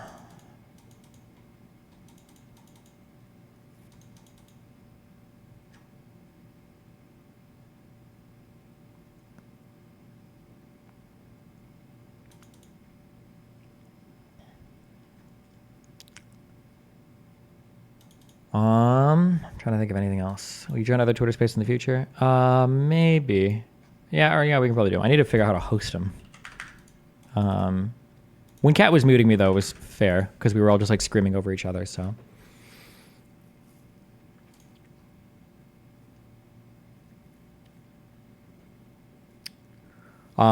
Real quick, hold on, because I see some people. This is actually a disgusting moment for someone I respect so much. L Destiny, okay? I don't have time to respond to all of you. If you're disappointed in my take today, and it's like one of the biggest things that's standing on your mind, just know that I am thinking of you as the cancer rotting my country, okay? Or if you're a foreigner, then you're gonna have whatever dumb fuck opinion you have. Do you really think Ben Shapiro has bad faith? Abso-fucking-lutely. Of course he is. Yeah, just know that, okay? That you are the cancer, all right? Rotting this country. And the idea that you're more mad about anything that I'm saying about laughing at some Putin simp fuck retard getting blasted away at some fucking rally or whatever the fuck, okay? If you think that my opinion on that is like abhorrent and you've been blind or silent or civil about the conservatives marching really their own party and this country off a fucking cliff, eat shit, okay? Or eat the blue parts of the pods first. But okay, I'm trying to think if there's anything else. Tomorrow, we're just back to reading. I think I'm just gonna be like a reading streamer. Just have all these notes we want to get through. I think I'm pretty much done with the Iranian hostage thing. Most of this. Yeah, and we'll just read and read and read, because why not? What the fuck else is there to do? Remember, if you're a Republican who supports Trump, I do hate you. Don't forget that. I'm not memeing. It's not a joke. Okay? I know I have more of you out there. Okay? Get the fuck out of here. I know there are more of you. Okay? August, don't edit that out of the video. Okay? I know there are more of you. I know you're hiding out there. Okay? Unsubscribe. Are you worried how this will affect your mainstream appearances? No, because I don't give a fuck about cuck mainstream appearances anymore. I don't care. And I regret that I took part in them in the civil way that I did. When I had Jordan Peterson in front of me, he should have left that room crying. Okay, he should have been slamming his benzo rotted fucking brain against the wall in humiliation that some music school dropout retard could run circles around him because his exclusive source of news is fucking Twitter. Okay, no, I regret, or the fact that I could sit across from Ben Shapiro and have this whole line of questioning that was supposed to follow. Don't you guys think that Donald Trump is kind of graded on a curve from conservatives? And he could go, yeah, I do grade him on a curve, and I do accept that he probably tried to insurrect the government, but I think that the guardrails will hold. That should have been a nuclear moment, and we should have spent the entire rest of the conversation on that instead of letting us drift from topic to topic to topic. I fully regret any time that I sat across from a conservative and I didn't hold them to account for the destruction that they are marching this country towards, and instead I maintained the air of civil conversation with them, the conversation should have all been way more harsh. Or for dipshits like Constantine, who will sit here and use their own supposed Ukrainian family. I don't even know if he has Ukrainian relatives. If they did, I would imagine they want to fucking kill this Putin simp fuck, okay? That I would just sit there and let him lie to me about shit going on in Ukraine. By bringing up supposed fucking family there or whatever. No, I shouldn't have tolerated any of this, and any reason. It should have been way more aggressive. Fuck these people. They don't deserve respect as American citizens, okay? They should have been treated as such. Fuck them, all right? Remember, okay? Marching orders going forward, okay? Every conservative, the conversation starts with insurrection. And if they want to acknowledge that, there's no reason to talk about a single other fucking thing, okay? It starts with insurrection, number one. Fuck, what were the other two things? One thing is, why does Trump pardon all of his criminal fuck friends? And the third thing is, why is he running with a different vice president? A different vice president? Why won't any of his cabinet members from before back him? Why are they all different? These should be the three things that every single before they even want to talk about anything else.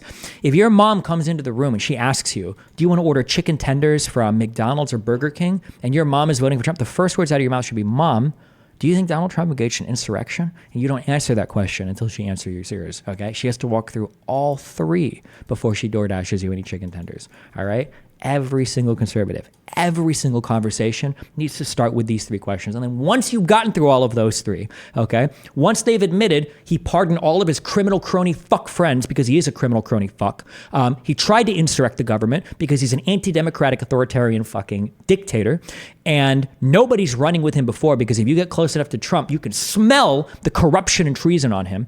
Once they've admitted all those three things, then they can ask you, do you think that Biden is kind of senile? You'll be like, yeah, I think he is kind of senile. Then it's totally fair at that point. Yeah, sure, we can talk about our issues.